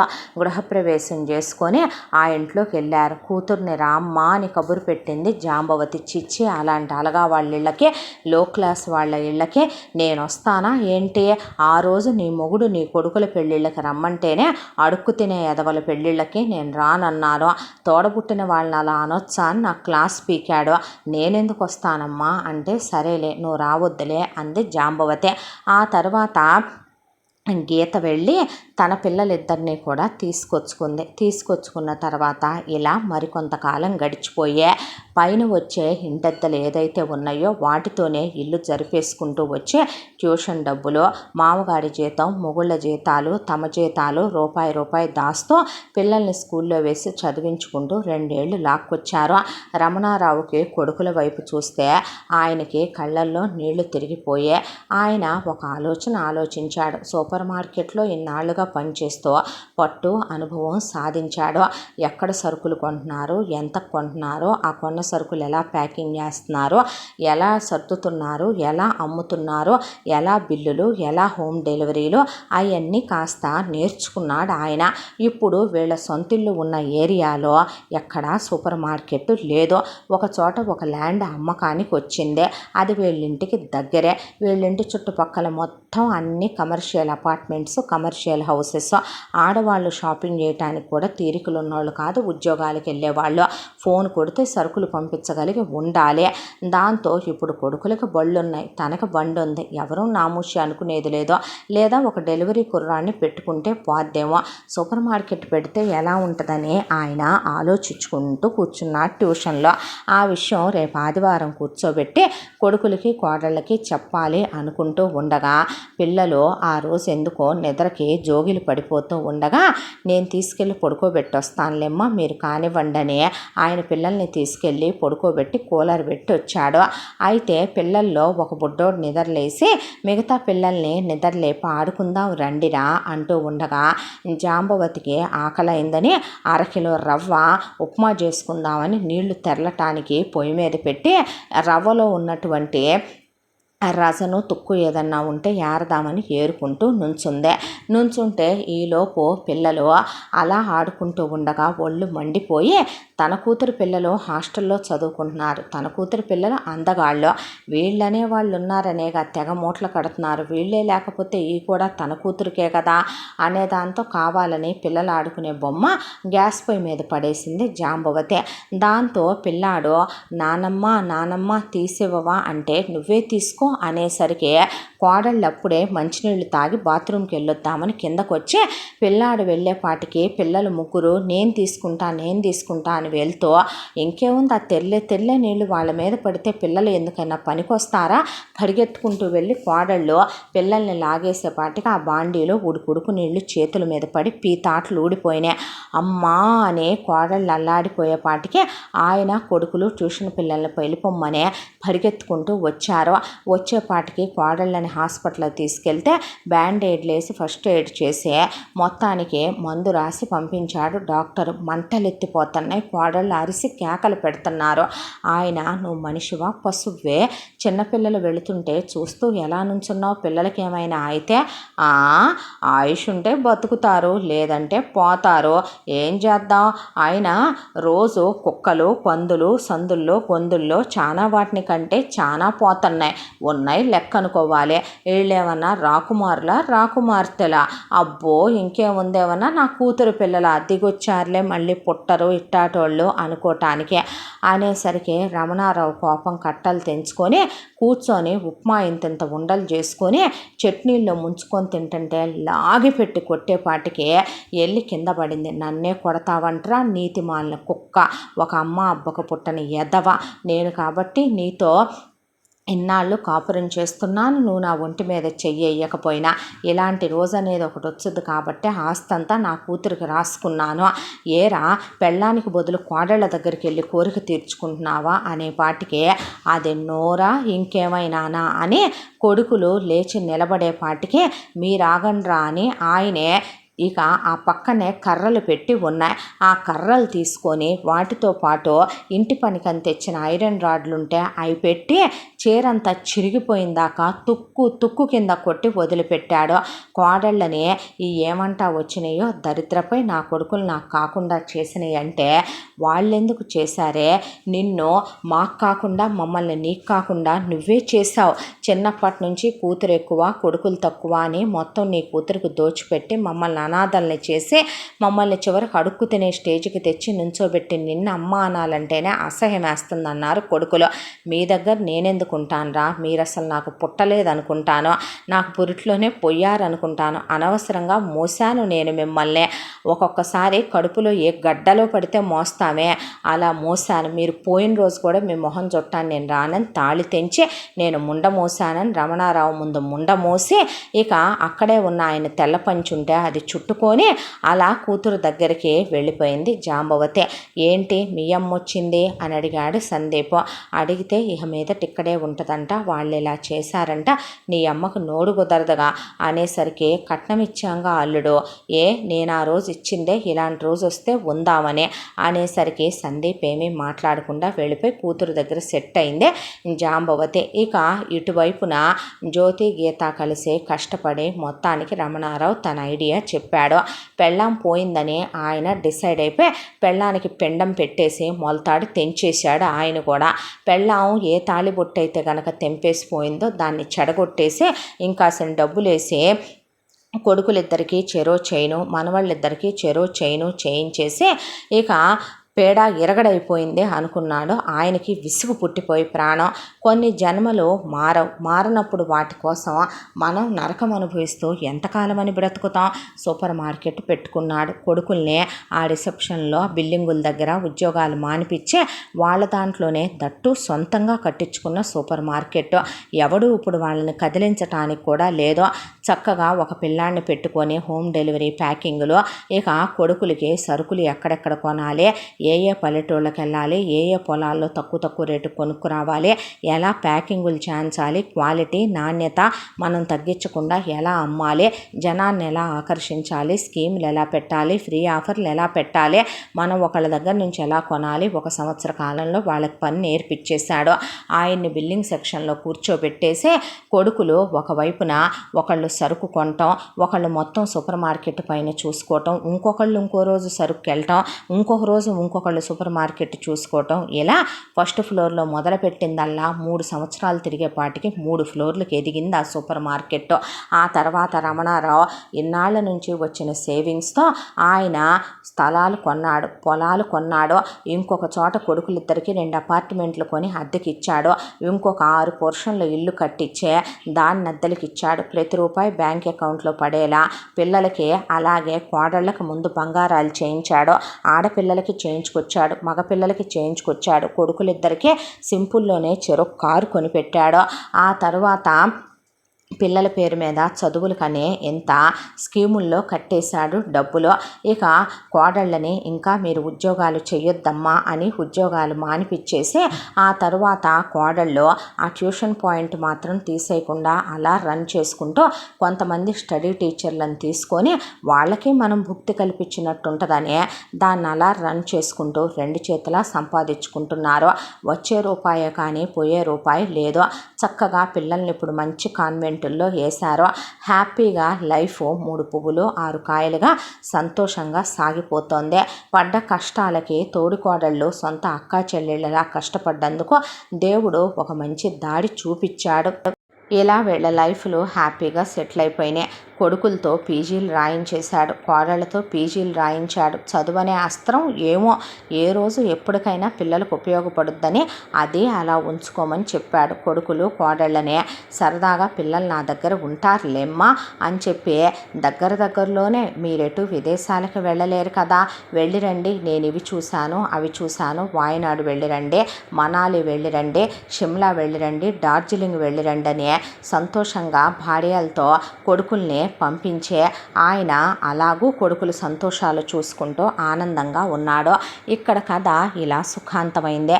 జాంబవతి ఆ రోజున కూతురు దగ్గరికి వెళ్ళి 1 సంవత్సర కాలం అల్లుడు ఏమల్లా, కూతురుకి పనివాళ్ళు ఉన్నారు, కూతురుకి అన్నీ సాగిపోతున్నాయి, బాగానే ఉంది, తిన్నదే అరగాలి కదా, ఒళ్ళు తిమ్మిరెక్కువ, నోటికి అదుపు లేని ఆడవాటిని ఎవరూ కంట్రోల్ చేయలేరు కదా, నీ మొగుడు హాస్పిటల్కి వెళ్ళి అంతంతసేపు వస్తున్నాడు, ఎప్పటికెప్పుడుకో వస్తున్నాడు, వేటితో తిరిగి వస్తున్నాడో ఏంటో మరి అని చెప్పి కూతుర్ని రెచ్చగొట్టి కూతురికి బాగా చెవులో ఇక బాగా పోసింది అమృతాన్నే. చెప్పుడు మాటల అమృతం బాగా సుప్రజ చెవికెక్కటం అలవాటే. దట్టు అమ్మ చెప్పిందంటే అందులో తిరిగి ఉండదు. నిజం చెప్పాలంటే సందీప్ పచ్చి గాలి వెదవ. వాడు డాక్టర్ చదివాడన్న మాటే కానీ వాడికి నర్సుల దగ్గర నుంచి, స్టాఫ్ దగ్గర నుంచి, వాడికి ఎక్సెల్ దగ్గర నుంచి, కాలేజీలో క్లాస్మేట్ల దగ్గర నుంచి ఎవరితైతే విల్లింగ్గా ఉందో వాటన్నిటితో అఫైర్లు ఉన్నాయి. అవన్నీ కూడా లైట్ తీసుకునే పెళ్ళామే తన కాలి కింద అణిగి మణిగి ఉంటుందనే వాడు అసలు సుప్రజతో అవన్నీ డిస్కస్ చెయ్యడు. కానీ అలాంటిదే ఇప్పుడు సుప్రజ వేలెత్తి చూపిస్తున్నట్టుగా మాట్లాడటం 4-5 సార్లు ఊరుకున్నాడు. ఆ తరువాత ఎటు డాక్టర్ కాబట్టి ఒక 4-5 ఎముకలు ఇరిగిందాకా కొట్టాడు సుప్రజనే. కొట్టిన తర్వాత జాంబవతి నా కూతుర్నే కొడతావా అంటే జాంబవతి మీదకి వెళ్ళి నేను నిన్ను కొట్టకూడదని ఆగలేదు, వయసులో పెద్దదానివని ఆగా, ఇంకొకసారి నీ నోరు లేస్తే నీకు కూడా ఇక నీ కొడుకులు నీ మొగుడంత మంచోడిని నేను కాదు అని చెప్పాడు. ఇంట్లోకి రూపాయి ఇవ్వటం మానేశాడు. ఇక పనివాళ్ళు మొత్తాన్ని తీసేశాడు. ఇంట్లో పాచి పనంతా కూతురు అమ్మతో చేయించడం మొదలుపెట్టింది. అమ్మని చితక్కొట్టేయటం మొదలుపెట్టింది. పెళ్ళానికి రూపాయి ఇవ్వటం మానేశాడు సందీప్. పిల్లలేటు హాస్టల్లో ఉన్నాడు, తనేటు బయట ఎంజాయ్ చేసి వస్తాడు. పెళ్ళాన్ని ముట్టుకోవటం మానేశాడు. ఇక అసలే విరహవేదన తట్టుకోలేదు సుప్రజ. దానికి తోడు లగ్జరీలు అలవాటైపోయినాయి. నగలు మొత్తం లాకర్లో పెట్టేసి కార్ తాళాలన్నీ తీసేసుకొని లగ్జరీలన్నీ కట్ చేసి హౌస్ అరెస్ట్ చేసి బయటికి వెళ్ళనివ్వకుండా చేసేశాడు. ఇలా 2 సంవత్సరాలు. చివరికి సుప్రజ తన నాలికతో సందీప్ షూస్ని నాకి నా తప్పు అయిపోయిందని ముక్కు నేలకు రాసి కాలు అతని పాదాల దగ్గర వంచి నన్ను క్షమించు, ఆకలవుతుంది అని అడుక్కుంటే అప్పుడు నీ అమ్మని మర్యాదగా నువ్వు బయటికి పంపించవే, అప్పుడు ఆలోచిస్తాను అనేసరికి చిత్త కొట్టేసి జాంబవతిని, అప్పటికే జాంబవతికి ఇంట్లో చాకిరీ చేసి చేసి చేసి ఆ రోగాలతో ఒళ్ళంతా కమ్మేసుకొచ్చేసినాయి. ఇక రోగాలు ఒకవైపున షుగరు, బీపీ, అల్సరు, దానికి తోడు గ్యాస్ ట్రబులు, థైరాయిడ్, ఇక మోకాళ్ళ నొప్పులు, కీళ్ల నొప్పులు, దానికి తోడు ఒకవైపున కళ్ళు కనపడకపోవటం అన్నీ కమ్మేసుకొచ్చి అల్లుడు మందులివ్వక కూతురు గెంటి పడేసింది బయటికి. గెంటి పడేసి నా బతుకు నా కాపురం నేను చూసుకోవాలి, పోవే బయటకంటే ఆస్తి మొత్తం నీకు పెడితే నువ్వు అలా అంటావేంటే, నేను నీ అన్నలను కూడా కాదని, నువ్వు ఎలాంటి ఆడదానివో తెలుసా, నువ్వు సరైన ఆడదానివే అయ్యుంటే గనక మొగుడుతోనే సరైన పెళ్ళానివి అనిపించుకునేదానివే, నానమ్మ తాతయ్యనేమన్నా నువ్వు చూసావా ఏంటే ఆస్తి మొత్తం నీ పేరు మీద పెట్టించుకోమని నేను అడిగానా? నా పేరు మీద పెట్టమని నేను అడిగానా? ఎవడడిగాడే నిన్ను? కొడుకుల్ని కూతుర్ని సమానంగా పెంచాలి, సమానంగా చూడాలని తెలియని నీలాంటి వాటిని గొడ్రాళ్ళు అంటారే అని కూతురు బయటికి గెంటేసిందే. అంతా దాంట్లో కూడా మొగుడు దగ్గరికి కొడుకుల దగ్గరికి వెళ్ళటానికి అహంకారం అడ్డొచ్చి వెళ్ళి ఒక అనాథాశ్రమంలో చేరింది జాంబవతి. అక్కడ డబ్బున్న వాళ్ళని ఒకలా, లేని వాళ్ళని ఫ్రీ ఫుడ్లు ఇచ్చే వాళ్ళు వచ్చి పడేస్తే అక్కడ మరొకలా బతకాలి అనాథాశ్రమంలో. సంవత్సరం గడిచిపోయిందే. ఇక ఒకవైపున జ్యోతి పిల్లల పుట్టినరోజు వచ్చిందని అనాథాశ్రమానికి వెళ్ళి ఫుడ్ డొనేట్ చేద్దాం అనుకొని ఇంటిళ్ళపాది వెళ్తే వీళ్ళందరూ క్లాస్ గల్ల వాళ్ళండి, రూముల్లో ఉంటారు. అక్కడ ఉండే వాళ్ళంతా అనాథలు, వాళ్ళకి డొనేట్ చేసుకోమంటే అలా డొనేట్ చేస్తూ వెళ్తుంటే భోజనం వడ్డిస్తుంటే రమణారావు చెయ్యి పట్టుకుంది జాంబవతి. ఎవరమ్మా అని రమణారావు తిరిగేసరికి మొహమంతా నీరొచ్చి జుట్టంతా తెల్లబడిపోయి ముసలి అవతారం పడిపోయి చేతులు కాళ్ళు ముడతలు వచ్చేసి మనిషి వంగిపోయి ఎముకలు పోగైపోయి కనపడిందే. ఇక కొడుకులు కోడళ్ళు అలా నిలబడిపోయారు. పిల్లలకు అసలు జాంబవతి గుర్తు కూడా లేదో. ఏమైంది అని అడిగాడు ముందాయన. విషయం ఏదైనా తెలుసుకోవాలి కదా అన్నట్టు. కూతురు దగ్గరికి వెళ్ళానని, ఇలా సంవత్సరం బాగానే ఉందని, అల్లుడు పచ్చి తిరుగుబోతు ఎదవని నాకు అనుమానం వచ్చిందని, దానికి తోడు ఇలా వాళ్ళు లేటుగా వస్తున్నాడని కూతురికి నేనే చెప్పానని, అదేదో రెచ్చిపోయి 4-5 సార్లు అల్లుడి మీద రెచ్చిందని, వాడు ఎముకలు ఇరిగిందాకా కొట్టాడని, తర్వాత ఇంట్లో డబ్బులు ఇవ్వటం మానేశాడని, కూతురు తన్ని కొట్టిందని, పనిచేసేదాన్ని చేసిందని, తర్వాత కూతురు అల్లుడు ముందు తల దించి తల వంచి అల్లుడి కాళ్ళు పట్టుకుందని, ఆ తర్వాత నా కాపురం నిలబడాలంటే నువ్వు వెళ్ళిపో అందని, గెంటేసిందని, గొడ్రాలని అడిగిందని, నేనేమైనా ఆస్తి పెట్టమన్నానా అందని, దాని పేరు మీద పెట్టిన ఆస్తి అంతా శోభనానికి ముందే వాడి పేరు మీద రాయించేసుకున్నాడంట అని మొత్తం ఆయనకి చెప్పుకొచ్చింది. ఇప్పుడు ఏం చేద్దాం అన్నాడు ఆయన. అంటే ఇంటికి తీసుకెళ్ళి నన్ను ఏం చేసేదేంటి అందే. అన్న తర్వాత ఇంత జరిగిన తర్వాత మరి ఆ రోజే నువ్వు ఇంటికి ఎందుకు రాలేదు అని అడిగాడు ఆయన. అహం అడ్డొచ్చింది.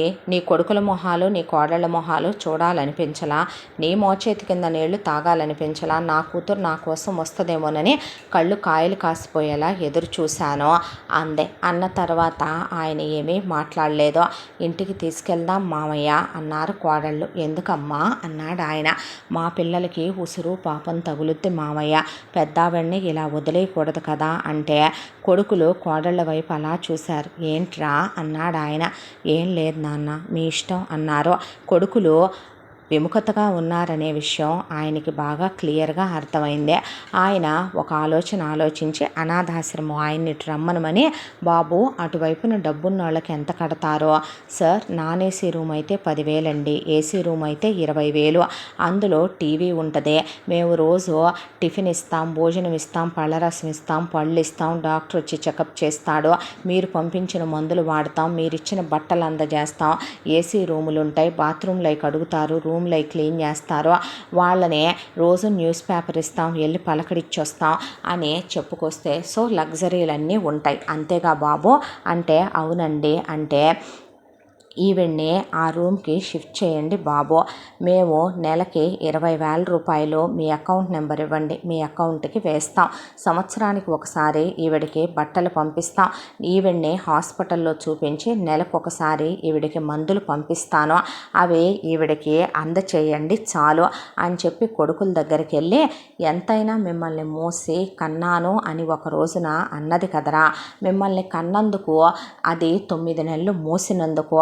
లెక్క కట్టి నెలకి ఎంత అని అనుకుంటారో, లేదా మీకు చనుబాలిచ్చినందుకు అనుకుంటారో, మిమ్మల్ని కన్నదే అనుకుంటారో, నెలకి చెరొక 10,000 రూపాయలు దానికి భిక్షం వేయగలరా అన్నాడు ఆయన. నాన్న, నీ చేతి మీదుగా నువ్వే అన్నీ చేస్తూ మమ్మల్ని ఎందుకు నాన్న దోషుల్ని చేసినట్టు అలా అడగటం, మీకు ఎలా కావాలంటే అలా చేయండి అంటే ఇప్పుడు మీకే పాపం తగలదమ్మా అన్నాడు ఆయన.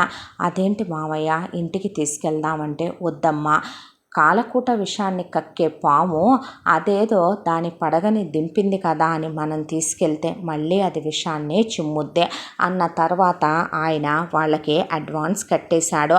తీసుకెళ్ళి బట్టలు కొనేసి హాస్పిటల్లో చూపించి మందులు ఇప్పించేశాడు.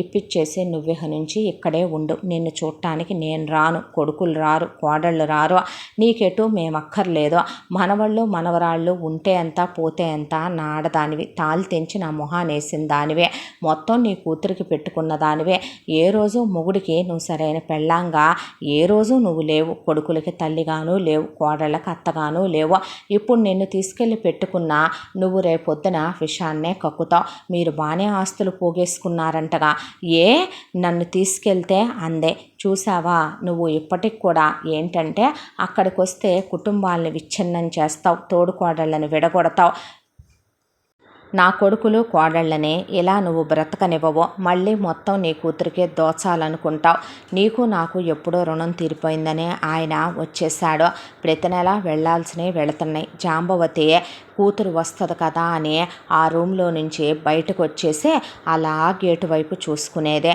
ఏసీలో ఉండండమ్మా అంటే నాకు తెలిసిలే మూసుకోండ్రా అనేదే, కూతురు ఒక్కనాటికి వచ్చింది లేదో, ఆయన మాత్రం కలవరిస్తోందని ఆశ్రమం వాళ్ళు ఆయనకి చెప్తే ఫోన్ చేసి నా కూతురు రావట్లేదు నా కోసం అందే, నీకోసమే ఆల్రెడీ నీ కూతురికి ఉత్తరం రాశాను, నువ్వెక్కడున్నావో అడ్రస్సు ఫోన్ నెంబర్ కూడా ఇచ్చాను, నీ కూతురు రాకపోతే ఎవరిని ఏం చేయమంటావు, ఇంకోసారి ఆవిడతో నాకు ఫోన్ చేయించొద్దని ఆయన ఫోన్ పెట్టేశాడు. అలా కూతురు వస్తుందని ఎదురు చూసింది అలా 1 సంవత్సరం గడిచిపోయింది, 2 ఏళ్ళు గడిచిపోయినాయి, ఆ కూతురు వచ్చింది లేదో, దాంతో దిగులతో తిండి తినటం మానేసిందే, ఇక మందులు వేసుకోవటం మానేసి ఆయన మందులు పంపిస్తే అవతల పారేసిందే, ఏసీ వేసుకోవటం మానేసి బాల్కనీలో తింటూ బాల్కనీలో పడుకుంటూ బాల్కనీలో ఎండకెండుతూ వానకు తడుస్తూ చలికి వణుకుతూ కూతురు కోసమనే కూతురు జపం చేస్తూ అలా పడుందే. ఒక్కరోజు ఆ కూతురు కూతురుకు ఫోన్లు చేయించిందే, నాకు ఇంకోసారి ఫోన్ చేస్తే నువ్వు తల్లివని కూడా మర్చిపోవాల్సి వస్తుంది, అసలు ఎవడరా నువ్వు నాకు ఫోన్ చేయించడానికని ఆశ్రమం వాళ్ళని కూతురు పచ్చి బూతులు తిట్టి ఫోన్ పెట్టేసిందే. ఉత్తరాలు రాస్తే ఆ ఉత్తరాలన్నీ బుట్ట దాఖలైపోయినాయి కూతురు దగ్గర. కూతురు ఇక మొగుడు ఎవరితో తిరిగొచ్చినా అడ్జస్ట్ అయిపోయి ప్రతి రాత్రి తన మీద చెయ్యేస్తున్నాడు, పని వాళ్ళని మళ్ళీ పెట్టుకొని తింటూ లగ్జరీలు అనుభవిస్తూ సుఖంగా సంతోషంగా తన లైఫ్ తను కంటిన్యూ చేసేసుకోవటం మొదలుపెట్టిందే.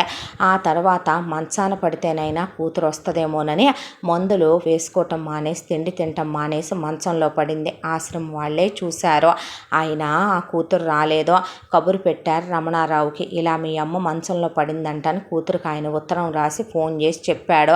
ఆయన చూడటానికి రాలా. చివరికి కూతురు కోసం కలవరిచ్చి ఆ గేటు వైపు చూసుకుంటూ ఆ గేటు వైపు చూస్తూనే ప్రాణాలు వదిలేసింది ఒక రోజున జాంబవతి.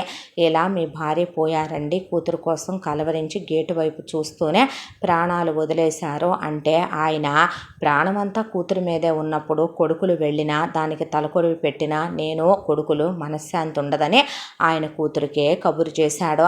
చేస్తే ఎవరమ్మా ఎవరు కూతురు, ఇంకోసారి నువ్వు ఫోన్ చేసినా మర్యాదగా ఉండదు, నాకు పిచ్చిగా ఉత్తరాలు రాసావంటే ఊరుకొని నా ఇంటికని కూతురు ఫోన్ పెట్టేసి అమ్మ శవాన్ని చూడటానికి కూడా వెళ్ళలేదు. దాంతో ఆశ్రమం వాళ్ళని మీరే కానిచ్చేసేయండి అని ప్యాకేజ్ కింద కాటి ఖర్చులకి ఓ 25,000 రూపాయలు అకౌంట్లో వేసేసాడు రమణారావు.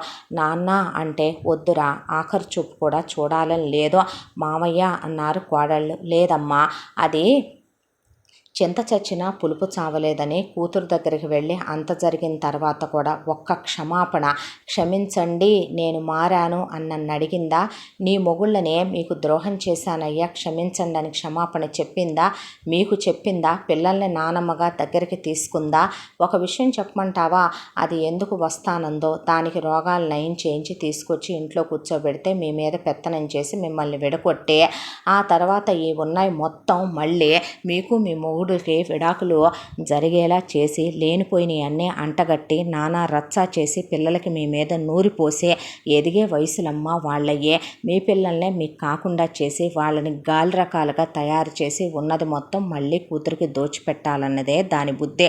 దాంతో అన్నేళ్ళు కాపురం చేసిన మొగుడిని మగాడిని నాకు తెలియదా దాని బుద్ధే. అయినా అక్కడికి దానికి ఏసీ రూమ్ ఇప్పించా, మందులు పంపించా, బట్టలు పంపించా. భర్తగా నా ధర్మం నేను, కొడుకులుగా వాళ్ళ ధర్మాలు వాళ్ళు నెరవేర్చారు. దానికి ముష్టేశారుగా మామయ్య ఏం మాటలవే అంటే, మీరేనమ్మా ఇచ్చింది, మరి మాదేంటి మీదేంటి? మీదే, మిమ్మల్ని అడగాలి మరి. ఎందుకంటే మాదనేది మేము మీకేమీ ఇవ్వనప్పుడు మీ మీద పడి బ్రతికేటప్పుడు మిమ్మల్ని అడగొద్దు. అది నిలబెట్టుకుందా చివరిదాకా కూతురు కోసం చూస్తూనే పోయినాయి దాని ప్రాణాలు. ఫోన్ చేసినప్పుడైనా నా క్షమాపణ చెప్పి పిల్లలు ఎలా ఉన్నారయ్యా అని అడిగింది అనుకుంటున్నావా? అలాంటి జీవులకి దేవుడు అలాంటి శిక్ష విధించటమే కరెక్ట్. మీ తోడి కోడళ్ళు అన్యోన్యంగా ఉండి మీ కాపురాలు మీరు నిలబెట్టుకున్నారు. ఇందులో మగాళ్ళుగా మేం చేసిందేముందమ్మా, మీరెప్పటికీ ఇలాగే ఉండాలి చల్లగా అనేసి అక్కడి నుంచి లేచి వెళ్ళిపోయాడు ఆయన. కొడుకులు కోడళ్ళు ఏమీ మాట్లాడకుండా వాళ్ళ రొటీన్ లైఫ్లో వాళ్ళు పడిపోయారు. ఐకమత్యమే మహాబలం అనేది ఎంత నిజమో నాకు తెలియదు, కానీ ఇలా ఒక ఇంటి కోడళ్ళు కలిసిమెలిసి ఉంటే దరిద్రాన్ని కూడా తలతన్నే ఆ ఇంట్లో ధనలక్ష్మి తాండం వాడేలా చేయొచ్చు. జాంబవతి లాంటి పశువుల్ని, మృగాల్ని ఎవడూ మార్చలేడు. వాళ్ళకి ఆ శిక్ష బహుశా కరెక్టేనేమో. ఇంతటితో ఈ కథ సమాప్తం. మళ్ళీ మరొక మంచి కథతో కలుసుకుందాం. తప్పకుండా మన ఛానల్ని సబ్స్క్రైబ్ చేసుకోండి.